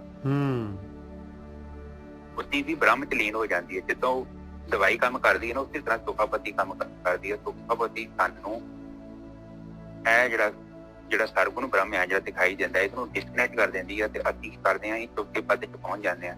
ਫਿਰ ਕੁੱਟੀ ਛੋਟੀ ਮਤਲਬ ਤਿੰਨਾਂ ਰਜੋ ਤਮੋ ਸਤੋ ਤੇ ਟੁੱਟ ਗਏ, ਮਤਲਬ ਪ੍ਰਕਿਰਤੀ ਦੇ ਟੁੱਟ ਗਏ। ਇਹ ਜਿਹੜੇ 5 ਤੱਤ ਉੱਥੇ ਨਹੀਂ ਹੈਗੇ। ਉਹ ਅਕਾਲ ਆ। ਅਕਾਲ ਕਿਉਂ ਆ? ਜਦੋਂ ਆਕਾਰ ਹੀ ਨਹੀਂ ਹੈਗਾ ਤੇ ਕਾਲ ਕਿੱਥੋਂ ਆਊਗਾ? ਕਾਲ ਉੱਥੇ ਹੀ ਪੈਦਾ ਹੋਊਗਾ ਜਿੱਥੇ ਨਿਜਰ ਸਾਹਿਬ ਕੋਈ ਵਸਤੂ ਹੈਗੀ ਹੈ। ਤੇ ਉਹ ਅਕਾਲ ਦਾ ਮਤਲਬ ਅਸੀਂ ਉੱਥੇ ਪਹੁੰਚ ਜਾਂਦੇ ਹਾਂ ਜੋ ਬ੍ਰਹਮ ਦਾ ਸਭ ਤੋਂ ਅੰਦਰਲਾ ਪੁਆਇੰਟ ਹੈ, ਆਤਮਾ। ਇਹ ਜਿਹੜਾ ਦਿਖਾਈ ਦੇ ਰਿਹਾ ਬ੍ਰਹਮ, ਇਹ ਉਸ ਬ੍ਰਹਮ ਚੋਂ ਪੈਦਾ ਹੋਇਆ ਹੈ। ਤੇ ਇਹ ਵੀ ਬ੍ਰਹਮ ਆ, ਪਰ ਉਸ ਤੋਂ ਆਇਆ ਵਾ, ਨਾ ਕਿ ਇਹ ਬ੍ਰਹਮ ਆ। ਇਹ ਚੀਜ਼ ਤੋਂ ਪੈਦਾ ਹੋਈ ਹੈ। ਤੇ ਹਾਂ, ਹੁਣ ਇੱਥੇ ਜਦੋਂ ਆਪਾਂ ਸੁਖਾਪਤੀ 'ਚ ਜਾਂਦੇ ਹਾਂ, ਸੁਖਾਪਤੀ 'ਚ ਸਾਨੂੰ ਹੋਸ਼ ਨਹੀਂ ਆ, ਉੱਥੇ ਕੇਵਲ ਸਾਨੂੰ ਰੈਸਟ ਮਿਲਦੀ ਹੈ। ਤੇ ਤੁਰੀਆ ਅਵਸਥਾ 'ਚ ਜਦੋਂ ਜਾਂਦੇ ਹਾਂ, ਫਿਰ ਮਨ ਦੀ ਮਲੀਨ ਜਿਹੜੀ ਦੂਰ ਹੁੰਦੀ ਆ। ਹਾਂਜੀ ਨਿਜਰ ਸਾਹਿਬ, ਬਿਲਕੁਲ ਸਹੀ ਗੱਲ ਹੈ ਜੀ, ਬਹੁਤ ਵਧੀਆ। ਮਨ ਤੋਂ ਉਹ ਸ਼ਬਦ ਦੇ ਲਾਗੂ, ਕਾਰਵਾਈ ਸ਼ਬਦ ਦੇ ਨਾਲ ਹੀ ਕਰਨੀ ਪੈਣੀ ਹੈ। ਮਨ ਤੋਂ ਉਹ ਸ਼ਬਦ ਦੇ ਲਾਗੂ, ਹਰਸ ਰਹੋ ਚਿੱਤ ਲਾਏ। ਚਿੱਤ ਦੇ ਨਾਲ ਜਿਹੜਾ ਹੈਗਾ, ਚਿੱਤ ਨੂੰ ਲੈ ਕੇ ਜਾਣਾ ਹੈ ਭਾਈ, ਚਿੱਤ ਨੂੰ ਫੜਨਾ ਪੈਣਾ ਹੈ, ਚਿੱਤ ਨੂੰ ਆਤਮਾ ਵੱਲ ਲੈ ਕੇ ਜਾਣਾ ਹੈ। ਕਹੇ ਨਾਨਕ ਗੁਰ ਪ੍ਰਸਾਦੀ ਸਹਿਜ ਉਪਜੈ, ਇਹ ਸਹਿਸਾ ਉਪਜਾਏ। ਇਹ ਸਾਰੀ ਕਾਰਵਾਈ ਹੋਣੀ ਹੈ ਭਾਈ ਗਿਆਨ ਦੇ ਦੁਆਰਾ, ਕਿ ਜਿਹੜਾ ਹੈਗਾ ਗੁਰੂ ਦਾ ਪ੍ਰਸਾਦ ਹੈਗਾ। ਜਿਵੇਂ ਗੁਰੂ ਕਹਿ ਰਹੇ, ਜਿਵੇਂ ਬ੍ਰਹਮ ਗਿਆਨ ਕਹਿ ਰਿਹਾ ਹੈ, ਉਵੇਂ ਆਪਾਂ ਚੱਲਾਂਗੇ ਤਾਂ ਜਿਹੜਾ ਹੈਗਾ ਸਹਿਜ ਅਵਸਥਾ ਆਏਗੀ। ਸਹਿਜ ਅਵਸਥਾ ਆਏਗੀ ਤੇ ਤਾਂ ਜਿਹੜਾ ਸਹਿਜ ਅਵਸਥਾ ਕੀ ਹੈ? ਪ੍ਰਕਾਸ਼। ਸਹਿਜ ਅਵਸਥਾ ਪ੍ਰਕਾਸ਼ ਹੈ। ਪ੍ਰਕਾਸ਼ ਆ ਗਿਆ ਤੇ ਫਿਰ ਸਹਿਸਾ ਚਲਾ ਗਿਆ। ਇਹ ਜਿਹੜਾ ਹੈਗਾ ਸਾਰੀ ਮੈਲ ਲੈ ਗਈ। ਕਹੇ ਨਾਨਕ ਗੁਰ ਪ੍ਰਸਾਦੀ ਸਹਿਜ ਉਪਜੇ, ਇਹ ਸਹਿਸਾ ਇਵ ਜਾਏ। ਆਇਆ ਤਰੀਕਾ ਪਾਈ। ਇਸ ਤਰੀਕੇ ਦੇ ਨਾਲ ਜਿਹੜਾ ਹੈਗਾ ਇਹ ਯਾਤਰਾ ਮੁਕੰਮਲ ਹੁੰਦੀ ਹੈ। ਹਾਂਜੀ ਵੀਰ ਜੀ। ਹਾਂਜੀ ਠੀਕ ਹੈ ਜੀ। ਹੁਣ ਲਾਸਟ ਵਾਲੀਆਂ 2 ਤੁਕਾਂ 'ਚ ਵੇਖੋ, ਉਹਨਾਂ ਨੇ ਸਮਝਾਇਆ ਮਨ ਤੋਂ ਉਹ ਸ਼ਬਦ ਲਾਗੋ, ਹਰ ਸਿਉ ਰਹੋ ਚਿੱਤ ਲਾਏ। ਹੁਣ ਚੇਤਾ ਆ ਗਿਆ। ਮਨ ਤੋਂ ਚਿੱਤ ਦਾ ਮਤਲਬ ਉਹ ਜਿਹੜਾ ਚਿੱਤ ਆ, ਉਹਨੂੰ ਵਿਚਾਰਾਂ ਤੋਂ ਮੁਕਤ ਕਰਕੇ ਟੈਕਟੇ ਨੂੰ ਦੂਰ ਕਰਨਾ ਹੈ। ਬ੍ਰਹਮ 'ਚ ਲੀਨ ਹੋ ਜਾਣਾ ਚਿੱਤ ਨੇ ਨਿਜਰ ਸਾਹਿਬ। ਬਿਲਕੁਲ। ਪਹਿਲਾਂ ਮਨ ਨੇ ਚਿੱਤ 'ਚ ਪ੍ਰਵੇਸ਼ ਲੀਨ ਹੋ ਜਾਣਾ ਤੇ ਫਿਰ ਚਿੱਤ ਨੇ ਬ੍ਰਹਮ 'ਚ। ਔਰ ਜਦੋਂ ਵਿਚਾਰ ਖਤਮ ਹੋ ਗਏ ਤੇ ਨਿਜਰ ਸਾਹਿਬ ਬੁੱਧੀ ਵੀ ਉੱਥੇ ਨਹੀਂ ਹੈਗੀ। ਤੇ ਜਦੋਂ ਵਿਚਾਰ ਨਹੀਂ ਹੈਗੇ ਤੇ ਨਿਜਰ ਸਾਹਿਬ, ਜਦੋਂ ਤੁਸੀਂ ਨਹੀਂ ਤੇ ਮੈਂ ਨਹੀਂ ਹੈਗਾ ਤੇ ਫਿਰ ਹਉਮੈ ਕਿੱਥੋਂ ਹੋਣੀ? ਹਉਮੈ ਵੀ ਨਹੀਂ ਹੈਗੀ। ਬਿਲਕੁਲ, ਵਿਚਾਰਾਂ ਦੀ ਤਾਂ ਹਉਮੈ ਹੈਗੀ। ਹਾਂ, ਸਾਰੇ ਉੱਡ ਗਏ ਨਾ, ਸਾਰੇ ਉੱਡ ਗਏ। ਵੇਖੋ ਹੁਣ ਜਦੋਂ ਵਿਚਾਰ ਨਹੀਂ ਹੈਗੇ ਫਿਰ ਚਿੱਤ ਵੀ ਨਹੀਂ ਹੈਗਾ। ਹੁਣ ਇੱਕ ਪਤਾ ਨਹੀਂ ਮੈਂ ਕਿਤੇ ਪੋਸਟ ਪੜ੍ਹੀ ਆਪਣੇ ਗਰੁੱਪ 'ਚ ਪਾਈ, ਕਿਸੇ ਨੇ ਕਹਿਤਾ ਕਿ ਜਦੋਂ ਜੀਵ ਸਰੀਰ ਦਾ ਤਿਆਗ ਕਰ ਦਿੰਦਾ ਹੈ ਤੇ ਉਹ ਆਪਣੇ ਸਰੀਰ ਨੂੰ ਦੇਖ ਸਕਦਾ, ਨਹੀਂ ਦੇਖ ਸਕਦਾ, ਕਿਉਂਕਿ ਇਹ ਜੜ ਹੈ ਪ੍ਰਕਿਰਤੀ। ਇਹਨੂੰ ਦੇਖਣ ਦੇ ਲਈ ਤੁਹਾਡੇ ਕੋਲ ਚਿੱਤ ਚਾਹੀਦਾ ਹੈ, ਔਰ ਚਿੱਤ ਉਦੋਂ ਹੀ ਕੰਮ ਕਰਦਾ ਹੈ ਜਦੋਂ ਉਹ ਸਰੀਰ ਦੇ ਵਿੱਚ ਹੁੰਦਾ ਹੈ। ਚਿੱਤ ਏਦਾਂ ਕੋਈ ਕਈ ਦਿੰਦੇ ਲੋਕੀ ਭੂਤ ਭਾਤ ਤੁਰੇ ਫਿਰਦੇ ਆ, ਉਹ ਵਕਤੀ ਕੋਲ ਜੂਨੀ ਜਾਨੀ ਹੋਊਗੀ, ਪਰ ਉਹ ਇੰਟਰਫੇਰੈਂਸ ਨਹੀਂ ਕਰ ਸਕਦੇ ਪ੍ਰਕਿਰਤੀ। ਬਿਲਕੁਲ ਬਿਲਕੁਲ ਸਹੀ ਗੱਲ। ਜਿਹੜੀ ਨੈਕਸਟ ਜਿਹੜਾ ਸਰੀਰ ਜਦ ਆਪਣਾ ਛੁੱਟਦਾ ਹੈ ਤੇ ਆਪਾਂ ਭੂਤ ਦੀ ਜੂਨ 'ਚ ਹੀ ਜਾਂਦੇ ਆ। ਆਪਾਂ ਜਿਹੜੇ ਹੈਗੇ ਫਿਰ ਜਿਹੜੀ ਜੜ ਇਹ ਨਹੀਂ ਹੈਗੀ, ਧਰਤੀ ਨਹੀਂ ਹੈਗੀ, ਪਾਣੀ ਨਹੀਂ ਹੈਗਾ, ਬਾਕੀ ਜੂਨ ਤਾਂ ਹੈਗੀ ਆਪਣਾ ਸਾਰੀ, ਉਹ ਜੀਓ ਤਾਂ ਹੈਗਾ ਨਾ, ਉਹਨੂੰ ਫਿਰ ਸਰੀਰ ਮਿਲੂਗਾ। ਜਦ ਤੱਕ ਨਹੀਂ ਮਿਲਦਾ ਤਦ ਤੱਕ ਤਾਂ ਉਹਨੇ ਉਸੇ ਤਰੀਕੇ ਨਾਲ ਰਹਿਣਾ ਹੈ ਭਾਈ। ਹਾਂ, ਉਹ ਨਿੱਜਰ ਸਾਹਿਬ ਪਤਾ ਕੀ ਹੈ, ਇਹ 'ਚ 3 ਤੱਤ ਜਿਹੜੇ ਨਾ ਬਾਕੀ ਰਹਿ ਜਾਂਦੇ। ਇੱਕ ਹਵਾ ਤੱਤ ਰਹਿ ਜਾਂਦਾ, ਇੱਕ ਆਕਾਸ਼ ਰਹਿ ਜਾਂਦਾ ਤੇ ਇੱਕ ਪ੍ਰਕਾਸ਼ ਤੱਤ ਰਹਿ ਜਾਂਦਾ। ਇਹਦੇ ਅੰਦਰ ਹੈ ਸੂਖਮ। ਸਰੀਰ ਸਾਡਾ ਜਿਹੜਾ ਨਾ ਬਿਲਕੁਲ ਸੂਖਮ ਹੈਗਾ। ਇਹ 2 ਹੀ ਤੱਤ ਸਾਡੇ ਤੋਂ ਅਲੱਗ ਹੁੰਦੇ ਨੇ, ਇੱਕ ਪਾਣੀ ਤੇ ਇੱਕ ਧਰਤੀ। ਉਹ ਆਪ ਜੀ ਨੂੰ ਪਤਾ ਹੀ ਆ, 70% ਪਾਣੀ ਹੈ, 30% ਧਰਤੀ। ਇਹਦਾ ਮਤਲਬ ਇਹ ਹੋਇਆ ਕਿ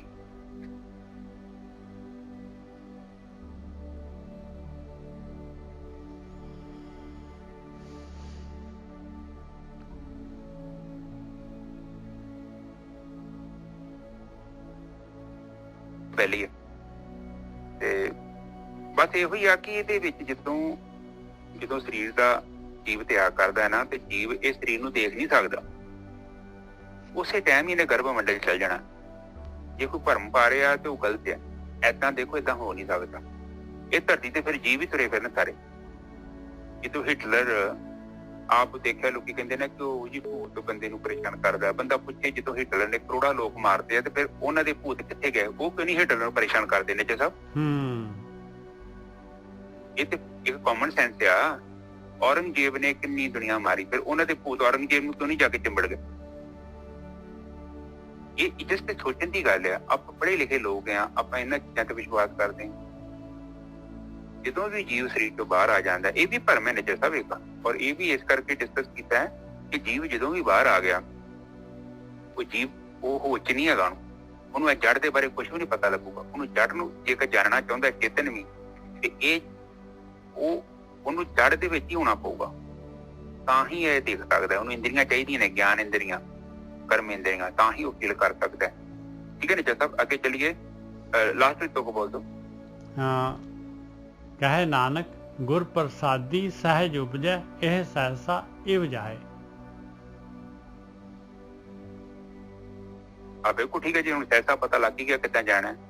ਭਗਤੀ ਕਰਨੀ ਪਊਗੀ। ਭਗਤੀ ਕੀਤਾ ਸਾਡੇ ਚ ਨਾਮ ਹੈਗਾ, ਨਾਮ ਪ੍ਰਗਟ ਹੋਊਗਾ। ਨਾਮ ਪ੍ਰਗਟ ਹੋਣ ਦੇ ਨਾਲ ਸਾਨੂੰ ਸਮਾਧੀ ਚ ਪ੍ਰਵੇਸ਼ ਮਿਲਣਾ ਜਾਣਾ ਹੈ। ਔਰ ਜਦੋਂ ਵੀ ਸਮਾਧੀ ਚ ਲੀਨ ਹੋ ਗਏ ਤੇ ਸਹਿਸਾ ਆਪਣੇ ਆਪ ਹੀ ਦੂਰ ਹੋ ਜਾਣਾ। ਉਹਦੇ ਚ ਕੁਛ ਤੇ ਕੋਈ ਪੁੱਛਣ ਦੀ ਲੋੜ ਨਹੀਂ। ਨਿਰਵਿਚਾਰ ਚ ਹੋਣਾ ਤੁਸੀਂ। ਔਰ ਨਿਰਵਿਚਾਰ ਜਦੋਂ ਵੀ ਸਮਾਧੀ ਤੁਹਾਨੂੰ ਮਿਲ ਡੈ ਪਈ, ਔਰ 3-4 ਮਹੀਨਿਆਂ ਚ ਸਹਿਸਾ ਦੂਰ ਹੋਣ ਡੈ ਪੈਣਾ। ਕੋਈ ਔਖਾ ਕੰਮ ਨਹੀਂ ਹੈਗਾ। ਬਾਕੀ ਜੇ ਔਖਾ ਕਰਨਾ ਹੈ ਤੇ ਫਿਰ ਬਾਹਰ ਦੀ ਯਾਤਰਾ ਸ਼ੁਰੂ ਕਰ ਦਿਓ, ਫਿਰ ਲੋਕਾਂ ਦੇ ਪਿੱਛੇ ਜਾਣਾ ਸ਼ੁਰੂ ਕਰ ਦਿਓ, ਫਿਰ ਧਾਰਮਿਕ ਸਥਾਨਾਂ ਤੇ ਘੁੰਮਣਾ ਸ਼ੁਰੂ ਕਰ ਦਿਓ। ਪਰ ਬਾਣੀ ਚ ਪਹਿਲੀ ਲਾਈਨ ਚ ਉਹਨਾਂ ਨੇ ਉਸ ਚੀਜ਼ ਨੂੰ ਮਨਾ ਕੀਤਾ ਕਿ ਕਰਮਾਂ ਦੇ ਨਾਲ ਉਹ ਚੀਜ਼ ਨਹੀਂ ਜੋ ਪ੍ਰਾਪਤ ਹੋਣੀ, ਤੇ ਨਾ ਹੀ ਬਾਹਰ ਭਟਕਣ ਦੇ ਨਾਲ ਚੀਜ਼ ਪ੍ਰਾਪਤ ਹੋਣੀ ਆ। ਇਸ ਸਹਿਸਾ ਉਦੋਂ ਦੂਰ ਹੋਣਾ ਵਾ ਜਦੋਂ ਮਨ ਨੂੰ ਧੋਣਾ ਹੈ। ਤੇ ਮਨ ਨੂੰ ਵੀ ਧੋਣਾ ਜਿਹੜਾ ਹੈ ਉਹ ਵਿਧੀ ਪੂਰਵਕ ਹੈ। ਕੋਈ ਸਾਬਣ ਲੈ ਕੇ ਨਹੀਂ ਧੋਣਾ, ਉਹ ਟੈਕਨੀਕਲ ਇਹੋ ਹੀ ਉਹਨੂੰ ਤੁਰੀ ਅਵਸਥਾ ਚ ਧੋਣਾ। ਠੀਕ ਹੈ ਨਾ ਜੀ ਸਾਹਿਬ? ਬਿਲਕੁਲ ਠੀਕ ਹੈ ਜੀ, ਬਿਲਕੁਲ ਠੀਕ ਹੈ। ਹਾਂਜੀ, ਤੇ ਬੇਵਿੰਗ ਦੇ ਕਹਿ ਨਾਨਕ ਗੁਰ ਪ੍ਰਸਾਦੀ ਸਹਿਜ ਉਪਜੈ, ਇਹ ਸਹਿਜਤਾ ਇਵ ਜਾਏ। ਤੇ ਸਹਿਜ ਅਵਸਥਾ ਤੁਹਾਨੂੰ ਪੈਦਾ ਹੋਣੀ 2-4 ਮਹੀਨੇ ਸਹਿਜ। ਹਾਂਜੀ, ਸਹਿਜ ਅਵਸਥਾ 2-4 ਮਹੀਨੇ ਨਿਰਵਿਚਾਰ ਸਮਾਧੀ ਚ ਗਿਆ। ਹਾਂ, 2-4 ਮਹੀਨੇ ਆਪਾਂ ਨਿੱਜਰ ਸਾਹਿਬ ਸਾਰੀ ਜਦੋਂ ਆਪਾਂ 2-4 ਮਹੀਨੇ ਨਿਰਵਿਚਾਰ ਅਵਸਥਾ ਚ ਪ੍ਰਵੇਸ਼ ਕੀਤਾ ਤੇ ਕੰਮ ਹੋ ਜਾਣਾ। ਫਿਰ ਤਾਂ ਕੋਈ ਮਸਲਾ ਹੀ ਨਹੀਂ ਹੈਗਾ। ਫਿਰ ਉਹ ਕੀ ਹੋਣਾ ਕਿ ਹੌਲੀ ਹੌਲੀ ਪਹਿਲਾਂ ਆਪਾਂ ਸਮਾਧੀ ਚ ਸਹਿਜ ਅਵਸਥਾ ਨੂੰ ਅਨੁਭਵ ਕਰਦੇ ਹਾਂ, ਔਰ ਉਹਦੇ ਲਈ ਕਿਤੇ 2-4 ਮਿੰਟ ਦੀ ਸਮਾਧੀ, ਕੋਈ 10 ਮਿੰਟ ਦੀ ਸਮਾਧੀ, ਕੋਈ 20 ਦੀ, ਮੁੜ ਕੇ ਕਰਦਿਆਂ ਉਹਦੀ ਮੁਦਰਾ ਦੱਸੀ ਨਾ 3 ਉਂਗਲਾਂ ਸਿੱਧੀਆਂ ਤੇ ਚੀਜ਼ ਨਾਲ ਅੰਗੂਠਾ ਟਕਰਾਉਣਾ, ਉਹਦੇ ਨਾਲ ਤੁਸੀਂ ਬਹੁਤ ਛੇਤੀ ਨਿਰਵਿਚਾਰ ਹੋ ਜਾਓ। ਔਰ ਇਸੇ ਤਰ੍ਹਾਂ ਨਿਰਵਿਚਾਰ ਸਮਾਧੀ ਚ ਪ੍ਰਵੇਸ਼ ਕਰਦੇ ਜਾਣਾ ਤੇ ਬਾਅਦ ਚ ਉਹ ਨਿਰਵਿਚਾਰ ਅਵਸਥਾ ਨੇ ਸਹਿਜ ਅਵਸਥਾ ਬਣ ਜਾਣਾ ਨਿੱਜਰ ਸਾਹਿਬ। ਕਿਉਂਕਿ ਉਹਦੇ ਵਿੱਚ ਤੇ ਆਪਾਂ ਡਿਲੀਟ ਕਰ ਰਹੇ ਹਾਂ, ਉੱਥੇ ਵਿਚਾਰ ਹੋਣੇ ਜ਼ਰੂਰੀ ਵੀ ਹੈ। ਜੇ ਨਾ ਵਿਚਾਰ ਹੋਣ ਤੇ ਸਾਨੂੰ ਕੀ ਪਤਾ ਲੱਗੂਗਾ ਅੰਦਰ ਕੀ ਚੱਲ ਰਿਹਾ।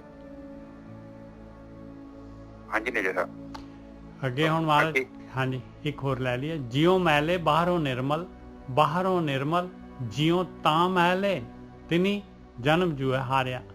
ਕਹਿੰਦੇ ਦੇਖ ਲਾ ਪਿਆਰਿਆ, ਨਹੀਂ ਤੂੰ ਆਪਣੇ ਜਿਉ ਦੀ ਮੈਲ ਲਾਈ, ਨਹੀਂ ਤੂੰ ਮਨ ਨੂੰ ਫੜਿਆ, ਨਹੀਂ ਤੂੰ ਜਿਹੜਾ ਹੈਗਾ ਜਿਹੜਾ ਧਿਆਨ ਸਿਮਰਨ ਕੀਤਾ, ਤੇ ਬਾਹਰ ਜਿਹੜਾ ਹੈਗਾ ਬਾਹਰੋਂ ਹੀ ਨਹਾਉਂਦਾ ਧੋਂਦਾ ਰਹਿ ਗਿਆ। ਜਿਉ ਮੈਲੇ ਕਰਮ ਕਾਂਡ ਹੀ ਕਰਦਾ ਰਹਿ ਗਿਆ। ਜਿਉ ਮੈਲੇ ਬਾਹਰੋਂ ਨਿਰਮਲ, ਕਹਿੰਦੇ ਬਾਹਰੋਂ ਜਿੰਨਾ ਮਰਜੀ ਨਿਰਮਲ ਹੋ ਜਾ, ਜਿਉ ਅੰਦਰੋਂ ਤੂੰ ਮੈਲਾ ਹੀ ਰਹੇਗਾ। ਬਾਹਰੋਂ ਨਿਰਮਲ ਜਿਉ ਤਾਂ ਮੈਲੇ, ਕਹਿੰਦੇ ਬਾਹਰੋਂ ਨਿਰਮਲ ਆ ਤੇ ਜਿਉ ਤੋਂ ਤੂੰ ਜਿਹੜਾ ਹੈਗਾ ਮੈਲਾ ਹੈਗਾ ਆ। ਫਿਰ ਇਹੋ ਜਿਹੇ ਇਨਸਾਨ ਜਿਹੜੇ ਹੈਗੇ ਜਿਹੜੇ ਖਾਲੀ ਕਰਮ ਕਾਂਡ ਕਰਦੇ ਆ, ਬਾਹਰ ਧਿਆਨ ਸਿਮਰਨ ਤੋਂ ਇਲਾਵਾ, ਮਨ ਨੂੰ ਫੜਨ ਤੋਂ ਇਲਾਵਾ, ਸੁਰਤ ਸਿਮਰਤ ਦੀ ਖੇਡ ਤੋਂ ਇਲਾਵਾ, ਕਹਿੰਦੇ ਤਿੰਨੀ ਜਨਮ ਜੂਏ ਹਾਰਿਆ। ਉਹਨਾਂ ਨੇ ਇਹ ਮਨੁੱਖਾ ਸਰੀਰ ਪਾਇਆ ਸੀ, ਜਨਮ ਮਿਲਿਆ ਸੀ, ਹੀਰੇ ਜੈਸਾ ਜਨਮ ਹੈ ਕੌਡੀ ਬਦਲੇ ਜਾਏ। ਕਹਿੰਦੇ ਬਸ ਉਹਨਾਂ ਨੇ ਤਾਂ ਹਾਰ ਦਿੱਤਾ, ਜੂਏ ਦੇ ਵਿੱਚ ਹੀ ਹਾਰ ਗਏ। ਤੇ ਇਹ ਤ੍ਰਿਸ਼ਨਾ ਵੱਡਾ ਰੋਗ ਲੱਗਾ। ਕਹਿੰਦੇ ਐਸਾ ਰੋਗ ਮਾਲਕ ਪਰਮਾਤਮਾ ਨੇ ਪਦਾਰਥਾਂ ਦਾ ਜਿਹੜਾ ਹੈਗਾ, ਇਹ ਤ੍ਰਿਸ਼ਨਾ ਐਸੀ ਲਾਈ ਹੋਈ ਹੈ ਇਨਸਾਨ ਦੇ ਅੰਦਰ, ਪਦਾਰਥਾਂ ਦੀ ਖਿੱਚ। ਇਹ ਜਿਹੜੇ ਹੈਗੇ ਇਹ ਐਸੇ ਜਿਹੜਾ ਚੋਗਾ ਪਾਇਆ ਹੋਇਆ ਹੈ। ਇੰਨੇ ਸਵਾਦ ਹੈਗੇ ਆ, ਦੇਖ ਲਓ, ਜੀਭ ਦਾ ਸਵਾਦ, ਅੱਖਾਂ ਦਾ ਸਵਾਦ, ਕੰਨਾਂ ਦਾ ਸਵਾਦ, ਇੰਦਰੀ ਦਾ ਸਵਾਦ, ਚਮੜੀ ਦਾ ਸਵਾਦ, ਸਾਰੇ ਸਵਾਦ ਹੀ ਸਵਾਦ ਆ। ਆਪਣੀ ਆਪਣੀ ਹਰੇਕ ਦੀ ਫੀਲਡ ਹੈਗੀ ਆ।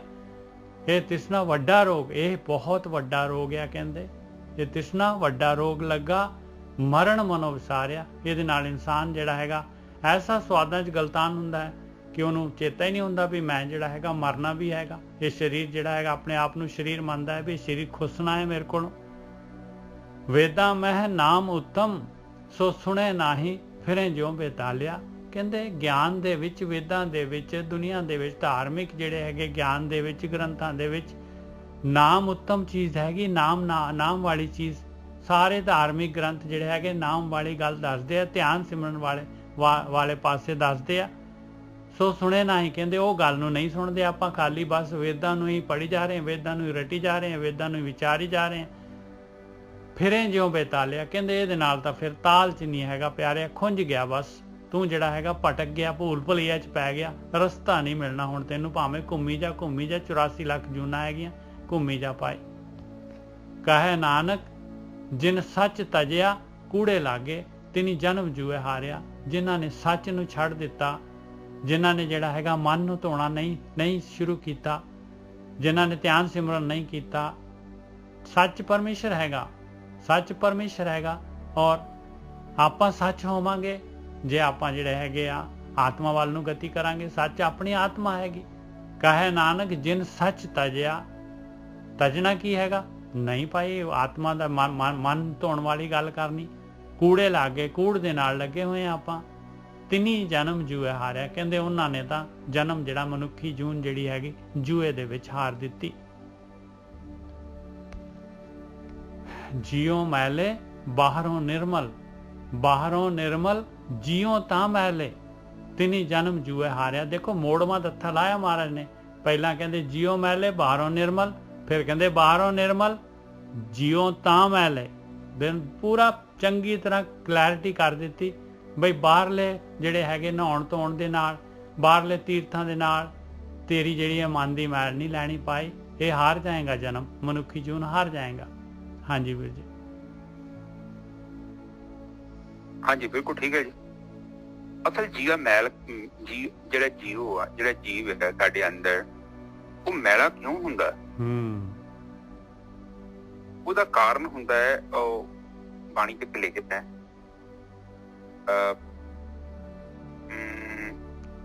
ਮਤ ਪਾਪਾਂ ਕੇ ਸੰਗ। ਚੋਗਾ ਪਿਆ ਹੋਇਆ ਨਾ ਗੋਲਕੀ ਸਾਹਿਬ, ਚੋਗਾ ਪਿਆ ਹੈ। ਚੋਗੇ ਨੇ ਤਾਂ ਇਹੀ ਤਾਂ ਮੈਲ ਹੈਗੀ, ਚੋਗਾ ਬਸ ਜਿਹੜਾ ਪਿਆ ਹੈ ਚੁਗਣ ਦੇ ਵਾਸਤੇ, ਜਿਹੜਾ ਪਿੰਜਰੇ ਚ ਫਸਾਉਣ ਵਾਸਤੇ ਮਾਇਆ ਪ੍ਰਕਿਰਤੀ ਨੇ ਚੋਗਾ ਪਾਇਆ ਹੋਇਆ। ਬਿਲਕੁਲ ਠੀਕ ਹੈ। ਨੀਚੇ ਸਾਹਿਬ ਦੇਖੋ, ਹੈ ਤੇ ਜਿਹੜਾ ਆਪਾਂ ਨੂੰ ਸੁੱਖ ਪ੍ਰਾਪਤ ਹੁੰਦਾ ਹੈ, ਇਹ ਤੇ ਕਿਸ ਚੀਜ਼ ਨੂੰ ਅਨੁਭਵ ਕਰਕੇ ਹੁੰਦਾ ਨਾ। ਇੰਦਰੀਆਂ ਦਾ ਸੁੱਖ ਹੀ ਤੇ ਸਾਨੂੰ ਸੁੱਖ ਦਿੰਦਾ ਹੈ। ਚਾਹੇ ਖਾਂਦੇ ਆ ਜਾਂ ਸੁਣਦੇ ਆ ਜਾਂ ਪੀਂਦੇ ਆ, ਉਹ ਸੁੱਖ ਹੀ ਤੇ ਦੇਂਦੇ। ਬਿਲਕੁਲ। ਹੁਣ ਜਿੰਨਾ ਚਿਰ ਤੱਕ ਉਹਨੂੰ ਆਪਾਂ ਸਹੀ ਇਸਤੇਮਾਲ ਕਰਦੇ ਕੋਈ ਗੱਲ ਨਹੀਂ। ਹੁਣ ਜਿੱਦਾਂ ਆਪਣਾ ਸਰੀਰ ਆ, ਇੱਕ ਛੋਟੀ ਜਿਹੀ ਮੈਂ ਹੋਰ ਉਦਾਹਰਨ ਦਿੰਦਾ। ਸਰੀਰ ਸਾਡਾ ਖਰਾਬ ਹੋ ਗਿਆ, ਉਹਦੇ ਖਰਾਬ ਹੋਣ ਦੇ ਪਿੱਛੇ ਕਾਰਨ ਹੈਗਾ ਤੇ ਉਹਨੂੰ ਸਹੀ ਕਰਨ ਦਾ ਵੀ ਤਰੀਕਾ ਹੈਗਾ। ਜਿਹੜਾ ਕਾਰਨ ਹੈ ਉਹ ਕਰਨਾ ਬੰਦ ਕਰ ਦੋ, ਨਿੱਜਰ ਸਾਹਿਬ ਆਪੇ ਸਰੀਰ ਸਹੀ ਹੋ ਜਾਣਾ। ਹਾਂ ਬਿਲਕੁਲ ਠੀਕ ਹੈ। ਇਹ ਕੋਈ ਔਖਾ ਕੰਮ ਤੇ ਕੋਈ ਨਹੀਂ ਨਾ। ਬਿਲਕੁਲ। ਇਹਦਾ ਮਤਲਬ ਕਿ ਜਿਹੜਾ ਮੈਲਾ ਹੋਇਆ ਵਾ ਇਹ ਵੀ ਕਰਕੇ ਹੋਇਆ ਵਾ। ਬਿਲਕੁਲ। ਇੰਦਰੀਆਂ ਦੇ ਵਿੱਚ ਜ਼ਿਆਦਾ ਗਤੀ ਕੀਤੀ ਹੈ, ਭੋਗ ਵਿਲਾਸ ਤੇ ਜਿਹੜੇ ਹੈਗੇ ਆ ਬਾਹਰਲੇ ਪਦਾਰਥਾਂ ਦੇ ਨਾਲ ਆਪਾਂ ਐਕਸੈਸ ਹੋਈ ਹੈ ਉਹਦੀ, ਇਸ ਕਰਕੇ ਮੈਲਾ ਹੋ ਗਿਆ। ਉਹ ਬੰਦ ਕਰ ਦੋ, ਆਟੋਮੈਟਿਕਲੀ ਇਹਨੇ ਜਿਹੜਾ ਹੈਗਾ ਸੁਧਰ ਜਾਣਾ। ਹਾਂ ਤੇ ਉਹ ਬੰਦ ਕਰਨ ਦਾ ਤਰੀਕਾ ਹੈਗਾ ਵਿਚਾਰ। ਤੇ ਜੇ ਆਪਾਂ ਵਿਚਾਰਾਂ ਨੂੰ ਬੰਦ ਕਰ ਦਈਏ ਤੇ ਵਿਚਾਰਾਂ ਨੂੰ ਬੰਦ ਕਰ ਦਈਏ ਤੇ ਇਹ ਆਟੋਮੈਟਿਕਲੀ ਜਿਹੜਾ ਅੰਦਰ ਮਸ਼ੀਨ ਚੱਲਣ ਦੀ ਬੰਦ ਹੋ ਜਾਂਦੀ। ਬਿਲਕੁਲ। ਵਿਚਾਰ ਹੀ ਤਾਂ ਆਉਂਦਾ ਹੈ ਗੁਰਕੀ ਸਾਹਿਬ, ਆਪਣੇ ਅੰਦਰ ਵਿਚਾਰ ਹੀ ਤਾਂ ਪੈਦਾ ਹੁੰਦਾ ਹੈ। ਸਭ ਤੋਂ ਪਹਿਲਾਂ ਮਨ ਦੇ ਵਿੱਚ ਵਿਚਾਰ ਆਊਗਾ ਵੀ ਆਹ ਚੀਜ਼ ਖਾਣੀ ਆ, ਆਹ ਚੀਜ਼ ਪਹਿਨਣੀ ਆ, ਆਹ ਚੀਜ਼ ਭੋਗਣੀ ਆ, ਆਹ ਚੀਜ਼ ਦੇਖਣੀ ਆ, ਆਹ ਚੀਜ਼ ਸੁਣਨੀ ਆ। ਬਸ ਇਹ ਵਿਚਾਰਾਂ ਦੇ ਨਾਲ ਫਿਰ ਗਤੀ ਸ਼ੁਰੂ ਹੋ ਜਾਂਦੀ ਹੈ। ਫਿਰ ਉਹਦੇ ਨਾਲ ਆਪਾਂ ਜਿਹੜੇ ਹੈਗੇ ਉਹਨੂੰ ਆਪਾਂ ਆਪਣੇ ਸਰੀਰ ਨੂੰ ਖਰਾਬ ਕਰਨਾ ਸ਼ੁਰੂ ਕਰ ਦਿੰਦੇ ਹਾਂ। ਹੁਣ ਦੇਖੋ ਇਹਦੇ ਚ ਨਿੱਜਰ ਸਾਹਿਬ ਇੱਕ ਚੀਜ਼ ਦੇਖੀ, ਸਧਾਰਨ ਤੌਰ ਤੇ ਜਿਹੜਾ ਵੀ ਸਾਡੀ ਇੰਦਰੀਆਂ ਨੂੰ ਚੰਗਾ ਲੱਗਦਾ ਹੈ ਤੇ ਅਸੀਂ ਉਹਨੂੰ ਸੁੱਖ ਹੀ ਸਮਝਦੇ ਹਾਂ। ਤੇ ਜਿਹੜੀ ਚੀਜ਼ ਸਾਡੀ ਇੰਦਰੀਆਂ ਨੂੰ ਚੰਗੀ ਨਹੀਂ ਲੱਗਦੀ ਅਸੀਂ ਸੁੱਖ ਸਮਝਦੇ। ਪਰ ਇੰਦਰੀਆਂ ਨੂੰ ਕਈ ਐਸੀਆਂ ਚੀਜ਼ਾਂ ਵੀ ਚੰਗੀਆਂ ਲੱਗਦੀਆਂ ਨੇ ਜਿਹੜੀਆਂ ਸਾਨੂੰ ਪਤਾ ਹੈ ਕਿ ਸਹੀ ਨਹੀਂ ਹੈਗੀ। ਪੰਗਾ ਤੇ ਹੈ। ਬਿਲਕੁਲ। ਮਨ ਜਿਹੜਾ ਬੱਚਾ ਹੈ, ਮਨ ਤਾਂ ਬੱਚਾ ਹੈਗਾ, ਉਹਨੇ ਤਾਂ ਕਹਿਣਾ ਆ ਵੀ ਲੈਣਾ, ਆ ਵੀ ਲੈਣਾ। ਮੇਲੇ ਦੇ ਵਿੱਚ ਹੈਗਾ ਮਨ ਤਾਂ ਜਿਹੜਾ ਹੈਗਾ ਮੇਲੇ ਦੇ ਵਿੱਚ ਪਾਗਲ ਹੋਇਆ ਫਿਰਦਾ ਹੈ। ਉਹ ਕਹਿੰਦਾ ਸਭ ਲੈਣੇ ਆ ਮੈਂ। ਹਾਂ ਤੇ ਵੇਖ ਲਓ ਜਿਹੜਾ ਇੰਦਰੀਆਂ ਤੁਹਾਨੂੰ कहती है कि आ करेले का सूप पी लो, बड़ा वधिया, बड़ी शक्ति है, उदा नहीं पीना। हाँ बीमार है जो तां पी लोगे। मन एडा खतरनाक आ, तुसीं जे सवेरे दफ्तर नौ काम ते जांदे जो ना ते छोटे सुख दा त्याग भी कर दिंदा है। कहंदा चल चलिए उठ गए काम ते चलिए। क्यों चलिए? उत्थे पैसे मिलणगे, ज्यादा पैसे मिलने। मन बड़ा बिजनेसमैन है, कारोबार करता है। और वो खास करके जिथे लॉस है उत्थे ते बिल्कुल नहीं जांदा और बिल्कुल सस्ता सुख चाहिए। और इंद्रियां दा सुख ही सारियां नूं चंगा लगदा है। ਉਹਦੇ ਬਦਲੇ ਸਾਨੂੰ ਕੀ ਮਿਲਦਾ ਹੈ ਉਹਦੇ ਲਈ ਕੋਈ ਨਹੀਂ ਧਿਆਨ ਦਿੰਦਾ। ਪ੍ਰਮਾਣ ਕੀ ਦੇਖੋ, परिणाम ਬੰਦੇ ਦੀ ਬੰਦਾ ਇਹ ਨਹੀਂ ਸੋਚਦਾ ਕਿ ਉਹਦਾ ਪ੍ਰਣਾਮ ਕੀ ਨਿਕਲਣਾ ਹੈ, परिणाम ਕੀ ਨਿਕਲਣਾ ਹੈ, ਰਿਜ਼ਲਟ ਕੀ ਨਿਕਲਣਾ ਹੈ। ਉਹ ਬੰਦਾ ਕੰਮ ਕਰ ਦਿੰਦਾ। ਪੰਗਾ ਤੇ ਇੱਥੇ ਹੈ ਜਦੋਂ ਸਾਡੇ ਕੋਲ ਵਿਵੇਕ ਆ ਗਿਆ, ਸਾਡੇ ਕੋਲ ਬੁੱਧੀ ਆ ਗਈ ਔਰ ਉਹ ਸਾਨੂੰ ਪਤਾ ਹੈ ਕਿ ਇਹ ਜਿਹੜਾ ਕੰਮ ਆ ਇਹ ਸਹੀ ਨਹੀਂ ਆ। ਕਿਉਂਕਿ ਤੇ ਪਿੱਛੇ ਜਿੱਦਾਂ ਮੱਛੀ ਆ, ਛੋਟੀ ਜਿਹੀ ਮੱਛੀ ਆ, ਮੈਂ ਆ ਵੇਖੀ ਮੱਛੀ ਉੱਥੇ ਅਬੂ ਧਾਬੀ, ਉਹ ਕੰਡਾ ਸੁੱਟਦੇ ਆ, ਉਹ ਕੰਡੇ ਨੂੰ ਨਹੀਂ ਵੇਂਦੀ, ਉਹ ਕੇਵਲ ਉਹਦੀ ਅੰਦਰ ਹੀ ਆ, ਉਹਦਾ ਜ਼ਬਾਨ ਦਾ ਰਸ। ਕਿਉਂਕਿ ਮੱਛੀ ਦੇ ਜ਼ਬਾਨ ਚ ਬਹੁਤ ਜ਼ਿਆਦਾ ਟੇਸਟ, ਸਾਡਾ ਅਸੀਂ ਨਹੀਂ ਉਹਨਾਂ ਫੀਲ ਕਰਦਾ। ਜਿਹੜਾ ਕੁੱਤੇ ਚ ਨਾ ਸੁੰਘਣ ਸ਼ਕਤੀ ਬਹੁਤ ਜ਼ਿਆਦਾ, ਸਾਡੇ ਤੋਂ ਜ਼ਿਆਦਾ। ਉਸੇ ਤਰ੍ਹਾਂ ਮੱਛੀ ਦੇ ਜਿੱਦਾਂ ਰਸ ਨੂੰ ਅਨੁਭਵ ਕਰਨ ਦੇ ਲਈ ਉਹ ਬਹੁਤ ਉਹਦੀ ਸਾਰੀ ਸ਼ਕਤੀ ਦੀ ਜ਼ਬਾਨ ਚ। ਤੂੰ ਵੇਖ ਲਓ ਉਹ ਕੰਡਾ ਫੜ ਲੈਂਦੀ। ਹੁਣ ਜਦੋਂ ਕੰਡਾ ਫੜ ਲੈਂਦੀ ਹੈ ਤੇ ਸ਼ਿਕਾਰੀ ਲਪੇਟ ਲੈਂਦਾ ਉਹਨੂੰ, ਤੇ ਜੇ ਨਹੀਂ ਫੜਦੀ ਹੈ ਤੇ ਉਹ ਨਹੀਂ ਖਾਂਦੀ, ਲਾਲਚ ਜੇ ਨਹੀਂ ਪੈਂਦੀ ਤੇ ਨੀਚੇ ਸਭ ਉਹਨੂੰ ਕੋਈ ਫੜ ਸਕਦਾ ਮੱਛੀ ਨੂੰ ਪਾਣੀ? ਬਿਲਕੁਲ ਨਹੀਂ ਫੜ ਸਕਦਾ, ਪਾਣੀ ਦੇ ਵਿੱਚ ਤਾਂ ਨਹੀਂ ਫੜ ਸਕਦਾ। ਹਾਂ ਬਹੁਤ ਮੁਸ਼ਕਿਲ ਹੈ ਕਿਉਂਕਿ ਉਹਦੀ ਰਾਣੀ ਹੈ। ਇਸੇ ਤਰ੍ਹਾਂ ਜੀਵ ਹੈ, ਜੀਵ ਨੂੰ ਵੀ ਫੜਨ ਦਾ ਤਰੀਕਾ ਪਤਾ ਕੀ ਹੈ? ਇੰਦਰੀਆਂ। ਇਹ ਜਿਹੜਾ ਮਨ ਹੈ ਨਾ ਸਾਡਾ, ਇਹ ਸ਼ਿਕਾਰੀ ਹੈ ਤੇ ਬਾਹਰ ਇੰਦਰੀਆਂ ਦਾ ਜਾਲ ਹੈ। ਇੰਦਰੀਆਂ ਇਹ ਜਿਹੜੀਆਂ ਆਪਣੀਆਂ ਇੰਦਰੀਆਂ ਨੇ, ਗਿਆਨ ਇੰਦਰੀਆਂ, ਕਰਮ ਇੰਦਰੀਆਂ ਤੋਂ ਸੁੱਖ ਮਿਲਦਾ ਆਪਾਂ ਨੂੰ। ਔਰ ਆਪਾਂ ਜਦੋਂ ਕਿਸੇ ਜਗ੍ਹਾ ਤੋਂ ਸੁੱਖ ਮਿਲਦਾ, ਬਾਰ-ਬਾਰ ਆਪਾਂ ਉਸੇ ਕੰਮ ਨੂੰ ਕਰਦੇ ਹਾਂ। ਤੁਸੀਂ ਚਾਹ ਪੀ ਕੇ ਜੇ ਤੁਹਾਨੂੰ ਚੰਗਾ ਲੱਗਦਾ ਤੁਸੀਂ ਭਾਵੇਂ 20 ਕੱਪ ਪੀ ਲਓ। ਇਹ ਵੀ ਪਤਾ ਹੈ ਕਿ ਇੰਨੀ ਚਾਹ ਪੀਤੀ ਮੇਰੇ ਅੰਦਰ ਨੂੰ ਪ੍ਰੋਬਲਮ ਕਰਨੀ ਹੈ, ਪਰ ਤੁਸੀਂ ਨਹੀਂ ਹਟਣਾ। ਕੋਈ ਸੁੱਖ ਮਿਲ ਰਿਹਾ ਨਿੱਜਰ ਸਾਹਿਬ? ਹਾਂਜੀ ਨਿੱਜਰ ਸਾਹਿਬ ਅੱਗੇ। ਹਾਂਜੀ ਆ ਮੈਲਾ ਪੌਦੇ ਸੁੱਖ ਜਿਉ ਮੈਲੇ, ਜੀਹੋ ਮੈਲੇ, ਬਾਹਰੋਂ ਨਿਰਮਲ, ਬਾਹਰੋਂ ਨਿਰਮਲ, ਜੀਹੋ ਤਾਂ ਮੈਲੇ, ਤਿਨੀ ਜਨਮ ਜੂਏ ਹਾਰਿਆ।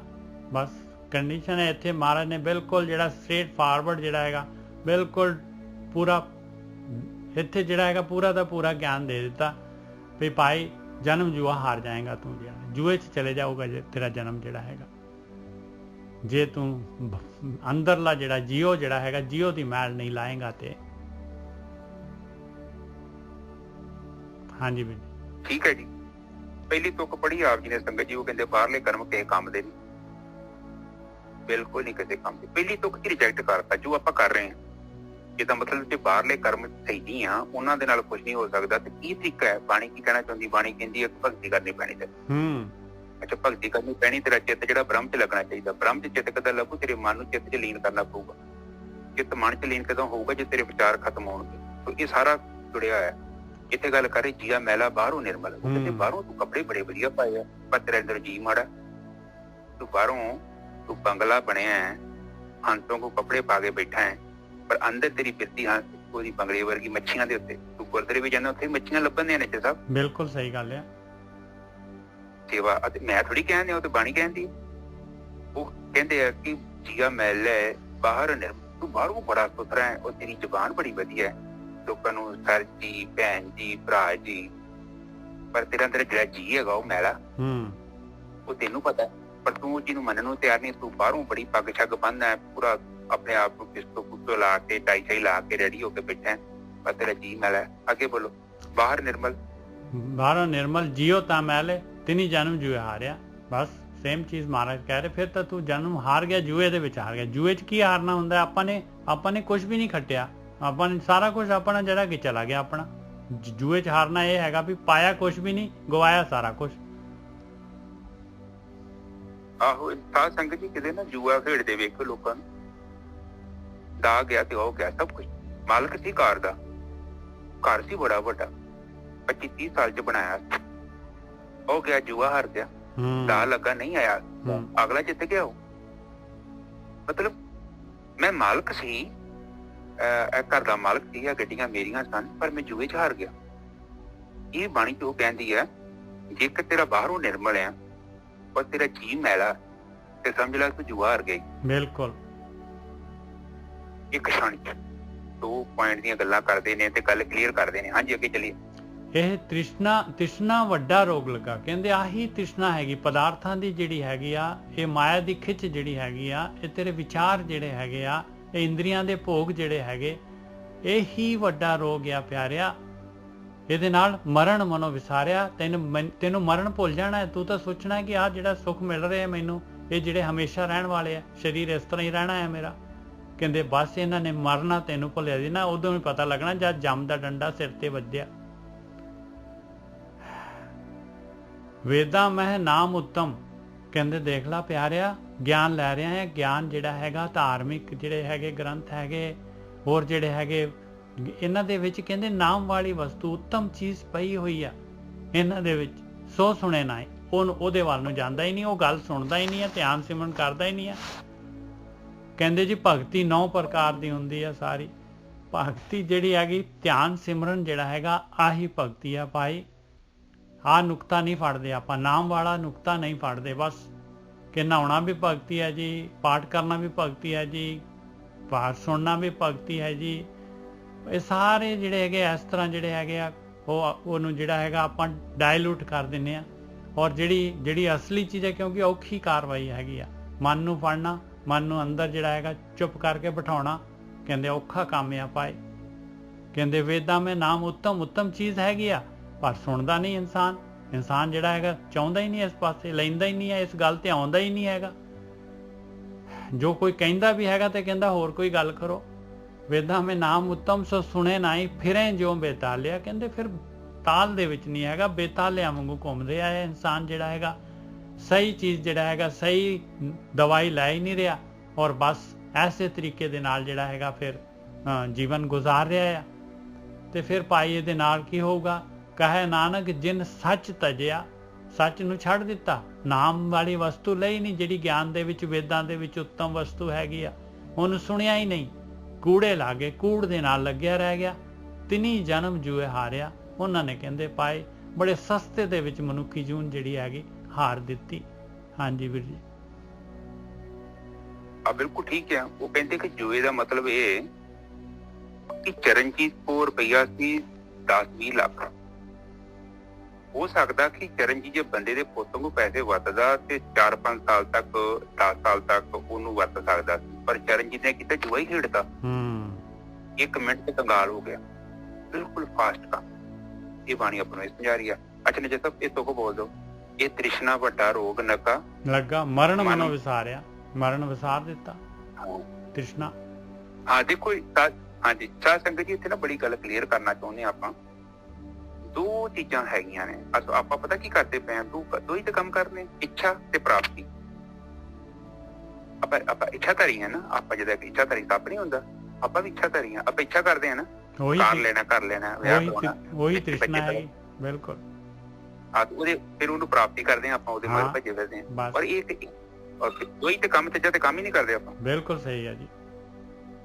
ਹਾਂ, ਜੀਵ ਦੋ ਕੰਮ ਕਰਦਾ ਹੈ, ਇੱਛਾ ਕਰਦਾ, ਫਿਰ ਉਹਨੂੰ ਪ੍ਰਾਪਤ ਕਰਨ ਦੇ ਲਈ ਪੂਰੀ ਜ਼ੋਰ ਲਾਉਂਦਾ ਹੈ। ਤੇ ਪਰ ਜਿਵੇਂ ਜਿਵੇਂ ਉਹ ਤੇ ਏਦਾਂ ਦੀ ਗੱਲਬਾਤ ਹੈਗੀ ਹੈ।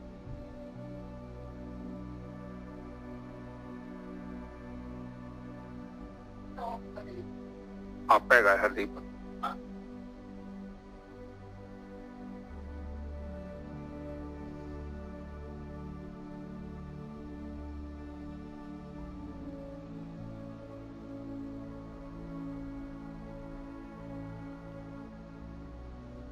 माफ करना जी, थोड़ा जा उधर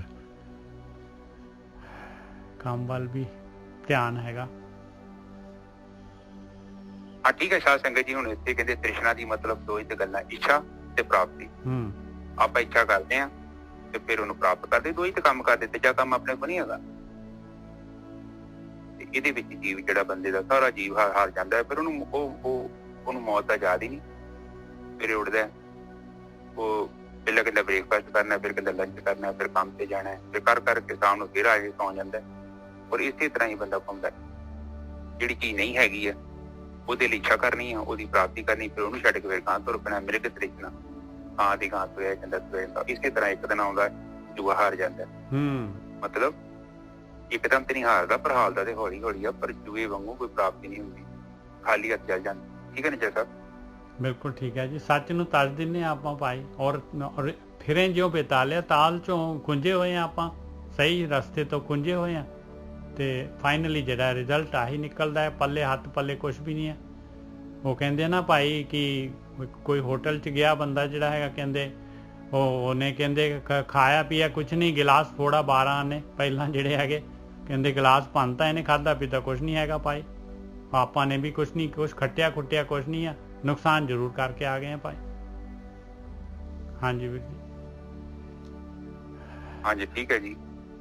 ਤੇ ਵੇਦਾਂ ਵੀ ਤੁਕ ਬੋਲਦਾ ਸੀ। ਵੇਦਾਂ ਮੈਂ ਨਾਮ ਉੱਤਮ, ਕਹਿੰਦੇ ਗਿਆਨ ਦੇ ਵਿੱਚ ਜਿਹੜਾ ਹੈਗਾ, ਬ੍ਰਹਮ ਗਿਆਨ ਦੇ ਵਿੱਚ ਨਾਮ ਵਾਲੀ ਵਸਤੂ ਉੱਤਮ ਚੀਜ਼ ਹੈਗੀ ਆ, ਜਿਹਦੇ ਨਾਲ ਜਿਹੜੀ ਹੈ ਸਾਰੀ ਦੀ ਸਾਰੀ ਕਾਰਵਾਈ ਜਿਹੜੀ ਹੈਗੀ, ਉਹ ਜਿਹੜੀ ਹੈਗੀ ਆ ਸਾਰੀ ਖੱਟੀ ਹੋ ਸਕਦੀ ਆ। ਜੂਏ ਦੇ ਵਿੱਚ ਜਨਮ ਨਹੀਂ ਹਾਰ ਸਕਦਾ ਇਨਸਾਨ, ਔਰ ਮਨੁੱਖੀ ਜੂਨ ਸਫਲ ਹੋ ਜਾਏਗੀ ਭਾਈ, ਫਲ ਪ੍ਰਾਪਤ ਹੋ ਜਾਏਗਾ, ਔਰ ਜਨਮ ਮਰਨ ਦਾ ਗੇੜਾ ਖਤਮ ਹੋ ਜਾਏਗਾ। ਸੋ ਸੁਣੇ ਨਹੀਂ, ਕਹਿੰਦੇ ਉਸ ਗੱਲ ਨੂੰ ਤਾਂ ਸੁਣਦਾ ਹੀ ਨਹੀਂ ਹੈ। ਫਿਰੇ ਜਿਉ ਬੇਤਾਲਿਆ। ਹਾਂ ਠੀਕ ਹੈ। ਹਾਂਜੀ ਹਾਂਜੀ ਬੋਲ ਦੋ ਸੌਰੀ। ਬੇਤਾਲ ਦੇ ਵਿੱਚ ਜਾ ਰਿਹਾ ਹੈ ਬਈ, ਗਲਤ ਰਸਤੇ ਤੇ ਤੁਰੀ ਜਾ ਰਿਹਾ, ਫਿਰੀ ਜਾ ਰਿਹਾ ਹੈ, ਐਵੇਂ ਜਿਹੜਾ ਆਪਣੇ ਸਵਾਸ ਗਵਾਈ ਜਾ ਰਿਹਾ ਹੈ। ਕਹੇ ਨਾਨਕ ਜਿਨ ਸੱਚ ਤਜਿਆ, ਕਹਿੰਦੇ ਇਹਨੇ ਆਪ ਆਪਸ਼ਨ ਹੈ ਇਹਦਾ, ਇਨਸਾਨ ਦਾ ਆਪ ਜਿਹੜਾ ਹੈਗਾ ਜਾ ਰਿਹਾ ਸਵਾਦਾਂ ਦੇ ਵਿੱਚ, ਰਸਾਂ ਕਸਾਂ ਦੇ ਵਿੱਚ, ਤੇ ਸੱਚ ਨੂੰ ਛੱਡ ਦਿੱਤਾ। ਜੋ ਸੱਚ, ਜੋ ਝੂਠ ਹੈ ਉਹਨੂੰ ਇਹਨੇ ਜਿਹੜਾ ਹੈਗਾ ਉਹਦੇ ਵੱਲ ਨੂੰ ਉਲਰ ਗਿਆ। ਕਹਿੰਦੇ ਕੂੜ ਨੇ ਨਾਲ ਲੱਗ ਗਿਆ, ਸੱਚ ਨੂੰ ਛੱਡ ਦਿੱਤਾ। ਤੇ ਫਿਰ ਕਹਿੰਦੇ ਤਿੰਨੀ ਜਨਮ ਜੂਏ ਹਾਰਿਆ। ਉਹਨਾਂ ਨੇ ਭਾਈ ਮੈਜੋਰਟੀ ਹੈਗੀ ਆ, ਕਹਿੰਦੇ ਜਨਮ ਜੂਏ ਦੇ ਵਿੱਚ ਹਾਰ ਦਿੱਤਾ। ਹਾਂਜੀ ਬਿਲਕੁਲ ਠੀਕ ਹੈ ਜੀ। ਸਾਧ ਸੰਗਤ ਜੀ, ਬੇਤਾਲੇ ਦਾ ਮਤਲਬ ਹੁੰਦਾ ਹੈ ਇੱਕ ਤੇ ਬੰਦਾ ਤਾਲ ਚਗਾਉਂਦਾ ਨਾ, ਤੇ ਆਪਾਂ ਨੂੰ ਲਾਈਕ ਕਰਦੇ ਆ, ਪਸੰਦ ਕਰਦੇ ਆ। ਕਿ ਵੀ ਆਪਾਂ ਨੂੰ ਮਿਊਜ਼ਿਕ ਦਾ ਪਤਾ ਨਹੀਂ ਹੈ, ਆਪਾਂ ਨੂੰ ਥੋੜਾ ਵੀ ਨਹੀਂ ਪਤਾ ਸੰਗੀਤ ਦਾ, ਪਰ ਜਦੋਂ ਕੋਈ ਬੇਸੁਰਾ ਗਾਉਂਦਾ ਹੈ, ਬੇਤਾਲਾ ਹੁੰਦਾ ਹੈ, ਆਪਾਂ ਨੂੰ ਸੁਣ ਨਹੀਂ ਸਕਦੇ। ਕੋਈ ਸਾਡੇ ਕੰਨਾਂ ਨੂੰ ਪਤਾ ਹੈ ਸੁਰ ਦਾ, ਇਹ ਬੰਦਾ ਸਹੀ ਗਾ ਰਿਹਾ ਜਾਂ ਗਲਤ ਗਾ ਰਿਹਾ। ਉਸੇ ਤਰ੍ਹਾਂ ਜਿੱਦਾਂ ਇੱਕ ਬੇਤਾਲਾ ਸਿੰਗਰ ਹੁੰਦਾ ਹੈ ਨਾ, ਕਹਿੰਦੇ ਉਹਦੇ ਵਾਂਗੂ ਗਾ ਰਿਹਾ ਹੈ, ਉਹਦੇ ਵਾਂਗ ਘੁੰਮ ਰਿਹਾ, ਤਾਲ ਨਹੀਂ, ਕੁਛ ਐਸੀ ਚੀਜ਼ ਛੱਡ ਕੇ ਕੁਝ ਗਲਤ ਚੀਜ਼ ਕਰ ਰਿਹਾ। ਔਰ ਵੇਦਾਂ ਵਿੱਚ ਕਿਹਾ ਕਿ ਨਾਮ ਤਾਂ ਸਭ ਤੋਂ ਉੱਤਮ ਹੈ। ਇਹ ਕੀ ਕਰਦਾ, ਨਾਮ ਨਹੀਂ ਲੱਭਦਾ, ਇਹ ਕੀ ਕਰਦਾ, ਕਰਮ ਕਾਂਡ ਕਰਦਾ। ਔਰ ਕਰਮਾਂ ਦੇ ਵਿੱਚ ਕਰਮ ਕਾਂਡ ਕਰਦਾ ਤੇ ਜੂਆ ਹਾਰ ਕੇ ਸੰਸਾਰ ਤੇ ਚਲਾ ਜਾਂਦਾ। ਹਾਂਜੀ ਨਜਰ ਸਾਹਿਬ ਅਗਲੀ ਤੁਕ ਬੋਲ ਦੋ। ਕਹੇ ਨਾਨਕ ਜਿਨ ਸੱਚ ਤਜਿਆ, ਸੱਚ ਨੂੰ ਛੱਡ ਦਿੱਤਾ, ਤਜ ਦਿੱਤਾ। ਦੇਖੋ ਆਪਸ਼ਨ ਹੈ, ਚੋਇਸ ਸੀਗੀ ਆਪਣੀ, ਇਹਨੇ ਨਹੀਂ ਐਕਸੈਪਟ ਕੀਤਾ, ਸੱਚ ਨੂੰ ਨਹੀਂ ਲਿਆ। ਸੱਚੇ ਕਹਿੰਦਾ ਨਹੀਂ ਚਾਹੀਦਾ ਮੈਨੂੰ ਇਹ ਸੱਚ, ਨਾਮ ਨਹੀਂ ਚਾਹੀਦਾ, ਨਾਮ ਨਹੀਂ ਕਰਨਾ, ਮੈਂ ਨਾਮ ਵਾਲਾ ਧਿਆਨ ਸਿਮਰਨ ਨਹੀਂ ਕਰਨਾ। ਕੂੜੇ ਲਾ ਗਏ, ਮੈਂ ਕਹਿੰਦੇ ਇਹ ਤੇ ਕੂੜੇ ਦੇ ਵਿੱਚ ਹੀ ਲੱਗਣਾ ਹੈ, ਕਰਮ ਕਾਂਡ ਹੀ ਕਰਨੇ ਆ, ਔਰ ਇੰਦਰੀਆਂ ਦੇ ਭੋਗ ਕਰਨੇ ਆ। ਤਿੰਨੀ ਜਨਮ ਜੂਏ ਹਾਰਿਆ। ਕਹਿੰਦੇ ਫਿਰ ਤਾਂ ਭਾਈ ਉਹਨਾਂ ਨੇ ਜਨਮ ਜੂਏ ਦੇ ਵਿੱਚ ਹਾਰ ਗਏ।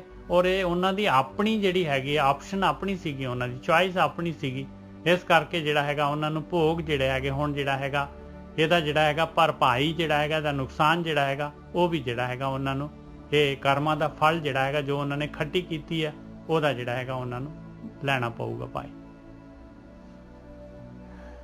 ਹਾਂਜੀ ਠੀਕ ਹੈ ਜੀ। ਉਹ ਬਸ ਇੱਥੇ ਲਾਸਟ ਤੋਂ ਕਿਤੇ ਉਹ ਸਮਝਾ ਰਹੇ ਨੇ ਕਹਿ ਨਾਨਕ ਜਿਹਨੇ ਸੱਚ ਤੱਜਿਆ ਕੂੜੇ ਲਾ ਕੇ ਇਹਨੇ ਜਨਮ ਜੂਏ ਹਾਰੇ। ਇੱਕੋ ਗੱਲ ਕਰ ਰਹੇ ਨੇ, ਕਹਿੰਦੇ ਕਿ ਜਿਨ੍ਹਾਂ ਸੱਚ ਨੂੰ ਛੱਡਿਆ ਪਰਮਾਤਮਾ ਨੂੰ ਬ੍ਰਹਮ ਨੂੰ ਛੱਡ ਕੇ ਤੇ ਕੂੜ ਦੇ ਵਿੱਚ ਲੱਗੇ ਰਹੇ ਝੂਠ ਚ ਭਰਮ ਚ ਮਾਇਆ ਚ ਪ੍ਰਪੰਚ ਚ, ਤੇ ਉਹ ਉਹਨਾਂ ਨੇ ਆਪਣਾ ਜੀਵਨ ਸਾਰਾ ਏਦਾਂ ਹੀ ਨਸ਼ਟ ਕਰ ਲਿਆ। ਔਰ ਇਹ ਇੱਕਦਮ ਤੇ ਨਹੀਂ ਨਸ਼ਟ ਹੁੰਦਾ, ਸਲੋਲੀ ਹੁੰਦਾ ਹੈ। ਪਰ ਕਹਿੰਦੇ ਕਿ ਇਹ ਵੀ ਭਾਵੇਂ 70 ਸਾਲ ਦਾ ਕੋਈ 60 ਸਾਲ ਦਾ ਵੀ ਹੋ ਕੇ ਮਰਿਆ ਜਾਂ 80 ਸਾਲ ਦਾ ਵੀ ਹੋ ਕੇ ਮਰਿਆ ਹੈ, ਜੇਕਰ ਉਹ ਇਨਸਾਨ ਆਤਮ ਤੱਤ ਜਾਂ ਤੁਰਿਆ ਅਵਸਥਾ ਨੂੰ ਨਹੀਂ ਜਾਣ ਸਕਿਆ ਤੇ ਸਮਝ ਲਓ ਜੂਆ ਹਾਰ ਕੇ ਚਲ ਗਿਆ। ਔਰ ਬਾਹਰੀ ਕਰਮ ਜਿੰਨੇ ਮਰਜ਼ੀ ਕੀਤੇ ਨੇ ਉਹਦੇ ਨਾਲ ਕੁਝ ਪ੍ਰਾਪਤ ਨਹੀਂ ਹੋਏਗਾ। ਉਹ ਸਾਰਾ ਪਹਿਲੀ ਲਾਈਨ 'ਚ ਸਮਝਾ ਦਿੱਤਾ ਗਿਆ ਹੈ। ਸੋ ਸਾਨੂੰ ਆਪਣੇ ਜੀਵਨ ਵੱਲ ਵਿਚਾਰ ਕਰਨਾ ਚਾਹੀਦਾ ਹੈ, ਕਿਉਂਕਿ ਭਗਤੀ ਤੋਂ ਇਲਾਵਾ ਕੋਈ ਸਾਧਨ ਨਹੀਂ ਹੈਗਾ। ਕੋਈ ਤਰੀਕਾ ਹੈ ਇਸ ਭਰਮ ਨੂੰ ਖਤਮ ਕਰਨ ਦਾ, ਤਰੀਕਾ ਭਗਤੀ ਹੈ। ਔਰ ਜਦੋਂ ਅਸੀਂ ਅੰਦਰੋਂ ਪਵਿੱਤਰ ਹੋ ਜਾਂਦੇ ਹਾਂ ਤੇ ਫਿਰ ਸਾਰੀ ਦੁਨੀਆ ਹੀ ਪਵਿੱਤਰ ਹੋ ਜਾਂਦੀ ਹੈ। ਫਿਰ ਦੁਨੀਆ ਦੇ ਵਿੱਚ ਕੋਈ ਬੁਰਾਈ ਨਹੀਂ ਹੈ। ਜੇ ਦੁਨੀਆ 'ਚ ਬੁਰਾਈ ਸਾਨੂੰ ਨਜ਼ਰ ਆ ਰਹੀ ਹੈ, ਕਿਸੇ 'ਚ ਕਮੀ ਨਜ਼ਰ ਆ ਰਹੀ ਹੈ, ਕਿਸੇ 'ਚ ਔਗਣ ਨਜ਼ਰ ਆ ਰਿਹਾ, ਜਿਹਦਾ ਕਾਰਨ ਇੱਕੋ ਹੀ ਹੈ ਕਿ ਸਾਡਾ ਜਿਹੜਾ ਜੀਅ ਆ ਉਹ ਮੈਲਾ ਵਾ। ਬਾਣੀ 'ਚ ਵੀ ਕਿਹਾ ਮਨ ਮੈਲੇ ਤੇ ਸਭ ਕੁਝ ਮੈਲਾ। ਭਾਵੇਂ ਤੂੰ ਸੇਵਾ ਕਰੀ ਜਾ, ਪਾਠ ਪੜ੍ਹੀ ਜਾ, ਜੋ ਮਰਜ਼ੀ ਕਰਕੇ ਵੇਖ ਲਾ ਪਿਓ ਦਾ ਪੁੱਤਾ, ਉਹ ਸਭ ਕਿਉਂਕਿ ਉਹ ਮੈਲੀ ਹੋ ਜਾਣੀ। ਉਹ ਤੂੰ ਕਿਹਨੂੰ ਧੋਖਾ ਦੇ ਰਿਹਾ? ਪਰਮਾਤਮਾ ਨੂੰ ਨਹੀਂ, ਤੂੰ ਆਪਣੇ ਆਪ ਨੂੰ ਧੋਖਾ ਦੇ ਰਿਹਾ, ਪਰ ਤੂੰ ਖੁਦ ਜੂਆ ਖੇਡ ਰਿਹਾ। ਔਰ ਤੈਨੂੰ ਆਪਸ਼ਨ ਹੈਗਾ, ਤੂੰ ਪ੍ਰੂਫ ਦੋਨੋਂ ਹੀ ਹੈਗੇ, ਚੰਗਾ ਵੀ ਹੈ ਤੇ ਮਾੜਾ ਵੀ ਹੈ। ਤੂੰ ਮਾੜਾ ਹੀ ਇਕੱਠਾ ਕਰੀ ਜਾਂਦੇ ਆ ਔਰ ਤੈਨੂੰ ਇਸ ਮਾੜੇ ਨੇ ਲੈ ਕੇ ਬਹਿ ਜਾਣਾ ਔਰ ਤੈਨੂੰ ਸੰਸਾਰ ਤੋਂ ਜਾਣਾ ਪੈਣਾ। ਔਰ ਤੂੰ ਵੇਖ ਲਓ ਮੜੀਆਂ ਮਸਾਨਾਂ 'ਚ ਲੋਕੀ ਜਾਂਦੇ ਨੇ, ਅੰਦਰ ਤੈਨੂੰ ਪਤਾ ਥੋੜੀ ਹੈ ਕਿ ਮਰ ਗਿਆ। ਤੂੰ ਮੁੜ ਕੇ ਵੇਖ ਲਓ ਨਿੱਜਰ ਸਾਹਿਬ ਜਦੋਂ ਬੰਦਾ ਮਰ ਜਾਂਦਾ ਹੈ ਤੇ ਉਹ ਇਹ ਨਹੀਂ ਕਹਿੰਦੇ ਕਿ ਪਾਪਾ ਨੂੰ ਚੁੱਕੋ, ਉਹ ਕਹਿੰਦੇ ਪਾਪਾ ਦੇ ਸਰੀਰ ਨੂੰ ਚੁੱਕੋ। ਉਹ ਕਿਉਂ ਕਹਿੰਦੇ ਪਾਪਾ ਦੇ ਸਰੀਰ ਨੂੰ ਚੁੱਕੋ? ਕਿਉਂਕਿ ਇਹਦਾ ਮਤਲਬ ਪਾਪਾ ਕੁਝ ਹੋਰ ਸੀ, ਸਰੀਰ ਪਾਪਾ ਨਹੀਂ ਸੀ। ਮੰਮੀ ਦੇ ਸਰੀਰ ਨੂੰ ਚੁੱਕੋ। ਪਰ ਬੰਦੇ ਨੂੰ ਥੋੜੀ ਪਤਾ ਲੱਗਦਾ ਹੈ। ਬੰਦਾ ਸੋਚਦਾ ਕਿ ਅੱਜ ਦਾ ਦਿਨ ਮਿੱਠਾ ਤੇ ਕੱਲ ਦਾ ਕਿਨੇ ਡਿੱਠਾ। ਔਰ ਇਹ ਬੜੀ ਜ਼ਰੂਰੀ ਹੈ ਗੱਲ। ਬਾਣੀ ਪਤਾ ਕੀ ਸਾਨੂੰ ਸਮਝਾ ਰਹੀ ਹੈ? ਇੱਕ ਛੋਟੀ ਜਿਹੀ ਲਾਈਨ ਮੈਂ ਆਪਣੇ ਕੋਲ ਜੋੜਦਾ। ਉਹ ਕਹਿੰਦੇ ਨੇ ਕਿ ਚਰਨਜੀਤ, ਤੂੰ ਸੰਸਾਰਿਕ ਯਾਤਰਾ ਕਰਨੀ ਹੋਵੇ ਨਾ ਬੱਚੇ, ਤੂੰ ਆਪਣੇ ਨਾਲ ਕੁਝ ਰੋਟੀ, ਕੋਈ ਦਾਲ ਸਬਜ਼ੀ, ਕੋਈ ਕੱਪੜੇ ਨਾਲ ਲੈ ਕੇ ਜਾਣਾ ਹੈ ਔਰ ਪੈਸੇ ਵੀ ਨਾਲ ਕੱਢਦਾ ਹੈ। ਤੈਨੂੰ ਪਤਾ 200-400 ਕਿਲੋਮੀਟਰ ਤੋਂ ਦੂਰ ਜਾਣਾ, ਤਿਆਰੀ ਕਰਦਾ ਉਹਦੀ ਪੂਰੀ। ਤੇ ਬੱਚੇ ਜਦੋਂ ਤੂੰ ਸੰਸਾਰ ਤੋਂ ਜਾਣਾ ਹੈ ਤੇ ਉਹ ਤਿਆਰੀ ਤੇਰਾ ਧਿਆਨ ਨਹੀਂ ਜਾਂਦਾ ਕਿਤੇ। ਗ੍ਰੰਥ ਤੈਨੂੰ ਕਹਿੰਦੇ ਨੇ ਤੇ ਉਹ ਤੈਨੂੰ ਕਹਿੰਦੇ ਨੇ ਕਿ ਤੇਰੇ ਕੋਲ ਨਾਮ ਚਾਹੀਦਾ ਹੈ, ਆਪਣਾ ਨਾਮ ਖੁਦ ਦਾ ਅਨੁਭਵ ਆਪਣੇ ਦੁਆਰਾ, ਨਾ ਕਿ ਦੂਜੇ ਤੇ ਪੜਿਆ ਬੋਲਣ ਦਾ ਤਾਂ ਫਾਇਦਾ ਕੋਈ, ਉਹਦਾ ਫਾਇਦਾ ਕੋਈ ਨਹੀਂ। ਉਹਨੇ ਕਿਉਂਕਿ ਉਹਨੇ ਸਾਨੂੰ ਆਪਣੇ ਗਿਆਨ ਤੋਂ ਦੂਰ ਕਰ ਲੈ ਜਾਣਾ ਜੇਕਰ ਅਸੀਂ ਉਹਦੇ 'ਚ ਫਸ ਗਏ। ਔਰ ਜ਼ਿਆਦਾਤਰ ਲੋਕ ਇਸੇ ਚੱਕਰ 'ਚ ਫਸੇ। ਉਹ ਕਹਿੰਦੇ ਕਿ ਬੱਚੇ ਤੂੰ ਜਾਣਾ ਤੇ ਬੱਚੇ ਤੇਰੇ ਚੰਗੇ ਕਰਮ, ਤੂੰ ਨਜ਼ਰ ਮਾਰ ਪਿੱਛੇ, ਥੋੜਾ ਜਿਹਾ ਪਿੱਛੇ, ਜ਼ਿਆਦਾ ਨਹੀਂ, ਥੋੜਾ ਨਜ਼ਰ ਮਾਰ। ਤੂੰ ਆਪਣੇ ਜੀਵਨ 'ਚ ਵੇਖ ਤੂੰ ਏਦਾਂ ਦਾ ਕਰਮ ਕੀਤਾ ਹੀ ਕਿ ਚੰਗਾ ਕਰਮ ਕੁਛ ਤੈਨੂੰ ਦਿਖਦਾ ਤੂੰ ਕਿਹਦੀ ਮਦਦ ਕਰ ਸਕੇ। ਤੇ ਜੇ ਨਹੀਂ ਕਰ ਸਕਿਆ ਤੇ ਤੇਰੇ ਲਈ ਕੋਈ ਚੰਗਾ ਨਹੀਂ ਹੈ, ਕਿਉਂਕਿ ਇਹ ਸਫ਼ਰ ਜਿਹੜਾ ਤੂੰ ਅੱਗੇ ਨਿਕਲਣਾ ਹੈ ਔਰ ਉਹ ਸਫ਼ਰ ਕਾਫੀ ਔਖਾ ਹੈ। ਸਾਰੇ ਗ੍ਰੰਥਾਂ ਦੇ ਵਿੱਚ ਉਹ ਚੀਜ਼ ਬਾਰੇ ਦੱਸਿਆ ਹੈ। ਔਰ ਤੂੰ ਇਹ ਸੋਚ ਕਿ ਇਹਨੂੰ ਤੂੰ ਲਿਸਟ 'ਚ ਸਭ ਤੋਂ ਨੰਬਰ ਲਾਸਟ ਤੇ ਰੱਖਿਆ, ਜਿੱਥੇ ਤੇਰਾ ਧਿਆਨ ਹੀ ਨਹੀਂ ਜਾਂਦਾ। ਤੂੰ ਪਹਿਲੇ 2-3 ਪੇਜਾਂ 'ਚ ਹੀ ਫਸਿਆ ਰਹਿੰਦਾ, ਉਹਨੂੰ 7ਵੇਂ-8ਵੇਂ ਪੇਜ ਤੇ ਲਿਖਿਆ ਤੇ ਉਹਨੂੰ ਨੰਬਰ 1 ਤੇ ਲਾਇਆ, ਤਾਂ ਜੋ ਤੇਰਾ ਜੀਵਨ ਜਿਹੜਾ ਜੂਏ 'ਚ ਨਾ ਹਾਰ ਜਾਵੇ। ਔਰ ਤੂੰ ਸੰਸਾਰ ਤੋਂ ਜਾਣਾ ਤੇ ਹੈ ਹੀ ਆ, ਪਰ ਤੇਰੇ ਚਿਹਰੇ ਤੇ ਮੁਸਕਾਨ ਹੋਣੀ ਚਾਹੀਦੀ ਆ ਕਿ ਹਾਂ ਮੈਂ ਨਹੀਂ ਜੂਆ ਹਾਰਿਆ, ਮੈਂ ਕੁਛ ਲੈ ਕੇ ਚੱਲਿਆ। ਔਰ ਉਸ ਲੈ ਕੇ ਜਿਹੜਾ ਹੀਰਾ ਲੈ ਕੇ ਜਾਣਾ ਹੈ, ਨਾਮ ਰਤਨ ਹੈ ਉਹ ਪੁੱਛਦੇ ਅਗਲੇ ਬੰਨੇ, ਉਹ ਤੁਹਾਡੇ ਕੋਲ ਪੁੱਛਣਾ ਉਹਨਾਂ ਨੇ ਰਾਮ ਰਤਨ ਹੈਗਾ ਤੇ ਗਾਂ ਜਾ, ਨਹੀਂ ਤੇ ਫਿਰ ਇੱਥੇ ਰਹਿ ਜਾ। ਉਹ ਜਮਰਾਜ ਰਾਹ 'ਚ ਰੋਕ ਲੈਂਦਾ, ਫਿਰ ਉੱਥੇ ਬੜਾ ਮੁਸ਼ਕਿਲ ਹੈ। ਫਿਰ ਪਤਾ ਨਹੀਂ ਕਿੰਨਾ ਕੁ ਟਾਈਮ, ਬਹੁਤ ਜਨਮ ਵਿਛੜੇ ਥੇ ਮਾਧੋ, ਇਹ ਜਨਮ ਤੁਮਾਰੇ ਲੇਖੇ ਕਹਿੰਦੇ ਨੇ ਕਿ ਬਹੁਤ ਜਨਮ, ਮੈਂ ਬੜੇ ਜਨਮਾਂ ਤੋਂ ਵਿਛੜਿਆ ਮੇਰੇ ਮਾਧੋ, ਤੇ ਇਹ ਜਿਹੜਾ ਜਨਮ ਹੈ ਇਹ ਤੁਮਾਰੇ ਲੇਖੇ। ਮਤਲਬ ਨੰਬਰ 1 ਲਿਸਟ 'ਚ ਪਹਿਲਾਂ ਤੇਰਾ ਕੰਮ ਕਰਾਂਗਾ, ਬਾਕੀ ਕੰਮ ਬਾਅਦ। ਬਿਲਕੁਲ ਇੰਨਾ ਹੀ ਫਰਕ ਹੈ। ਕਹਿੰਦਾ ਬੋਲਿਆ ਰੱਬ ਦਾ ਕੀ ਪਾਉਣਾ, ਇੱਧਰੋਂ ਪੁੱਟਣਾ ਤੇ ਇੱਧਰ ਲਾਉਣਾ। ਉਹਨੂੰ ਸੰਸਾਰ ਤੋਂ ਪੁੱਟਣਾ ਹੈ, ਉਹਨੂੰ ਵਿਚਾਰਾਂ ਤੋਂ ਪੁੱਟਣਾ ਹੈ ਤੇ ਉਹਨੂੰ ਆਤਮਾ ਚ ਲਾਉਣਾ ਹੈ। ਇੰਨਾ ਹੀ ਛੋਟਾ ਕੰਮ ਹੈ। ਬਾਕੀ ਔਖਾ ਕਰਨਾ ਤਾਂ ਜਿੰਨਾ ਮਰਜ਼ੀ ਕਰ ਲਓ, ਰਾਕਟ ਸਾਇੰਸ ਵਾਂਗੂ ਪਰ ਬੰਦੇ ਨੂੰ ਇਹ ਚੰਗਾ ਲੱਗਦਾ ਹੈ ਕਿ ਹਜੂਰ ਸਾਹਿਬ ਜਾਣਾ ਹੈ, ਬੰਦੇ ਨੂੰ ਇਹ ਚੰਗਾ ਲੱਗਦਾ ਹੈ ਕਿ ਹੇਮਕੁੰਟ ਸਾਹਿਬ ਤੇ ਜਾਣਾ, ਪਹਾੜਾ ਚੜ੍ਹਨੇ ਬੜੇ ਚੰਗੇ ਲੱਗਦੇ ਆ। ਪਰ ਜਿਹਨੂੰ ਕਹੀਏ 2 ਮਿੰਟ ਆਪਣੇ ਨਾਲ ਆਸਣ ਲਾ ਕੇ ਬਹਿ ਜਾ, ਉਹ ਇਸ ਤੋਂ ਬੈਠਾ ਨਹੀਂ ਜਾਂਦਾ। ਗ੍ਰੰਥ ਪੜ੍ਹ ਸਕਦਾ, ਪਾਠ ਕਰ ਸਕਦਾ ਹੈ, ਕੁਛ ਵੀ ਕਰ ਸਕਦਾ, ਸੇਵਾ ਕਰ ਸਕਦਾ ਹੈ। ਤੇ ਜਿਹਨੂੰ ਕਹੀਏ ਨਿਰਗੁਣ ਬ੍ਰਹਮ ਤੇ ਜਾਣਾ ਹੈ, ਉਹ ਸਾਡੇ ਉੱਪਰ ਨਹੀਂ ਜਾਏਗਾ।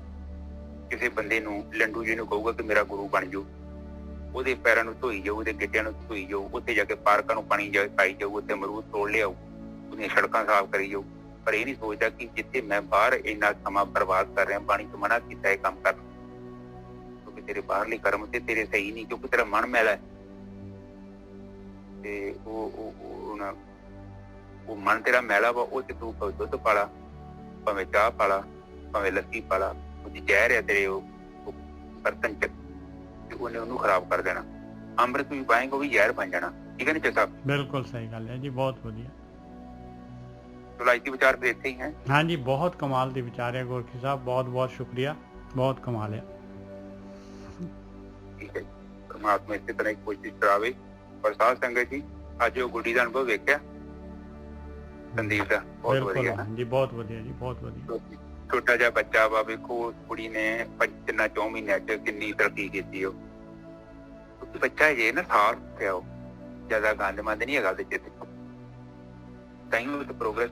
जिमें जिमें उम्र बढ़ती जाती है, गंद बहुत इकट्ठा हो जाता, फिर उन्होंने इकट्ठा, ये नहीं मैं कहता सफाई नहीं होंगी, पर जोर ज्यादा लाना पैंदा। हुण एक घर आ, एक गंदा, हुण कोई थोड़ा गंदा है हफ्ते का 15-20 दिनों का, ये तो कहते अनंत जन्मां दा गंदा है। तो कोशिश करके लिस्ट बनती लईए, पहला एक काम सांभीए। और 2 ही चीज़ां ने याद रखना, विचार ते प्राप्ति। आपां तुरिया च जाना है, विचार का मतलब इच्छा जाहिर करते हैं आप, उही चीज की प्राप्ति करते हैं आप। जो इच्छा नहीं करते तो आप प्राप्त नहीं करते, इस करके आपको नाम की इच्छा करनी पैनी। और जो भी निर्गुण ब्रह्म से जाने आप, जिदा वेखो लोहा ठंडा होंदा है, उसकी अपनी पछाण है, पर जिमें जिमें अग से लग जाता तो लाल हो जाता, एक समा का बिल्कुल लाल होकर अग वर्गा ही रूप बन जाता है।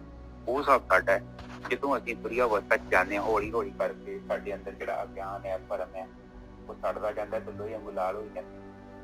जिमें जिमें जीव जो लोहे के लागे, वो अग के लागे जाता है, तो लोहा लाल हो जाता, लाल हो जाता, बहुत लाल हो जाता, तो अग का ही रूप हो जाता है।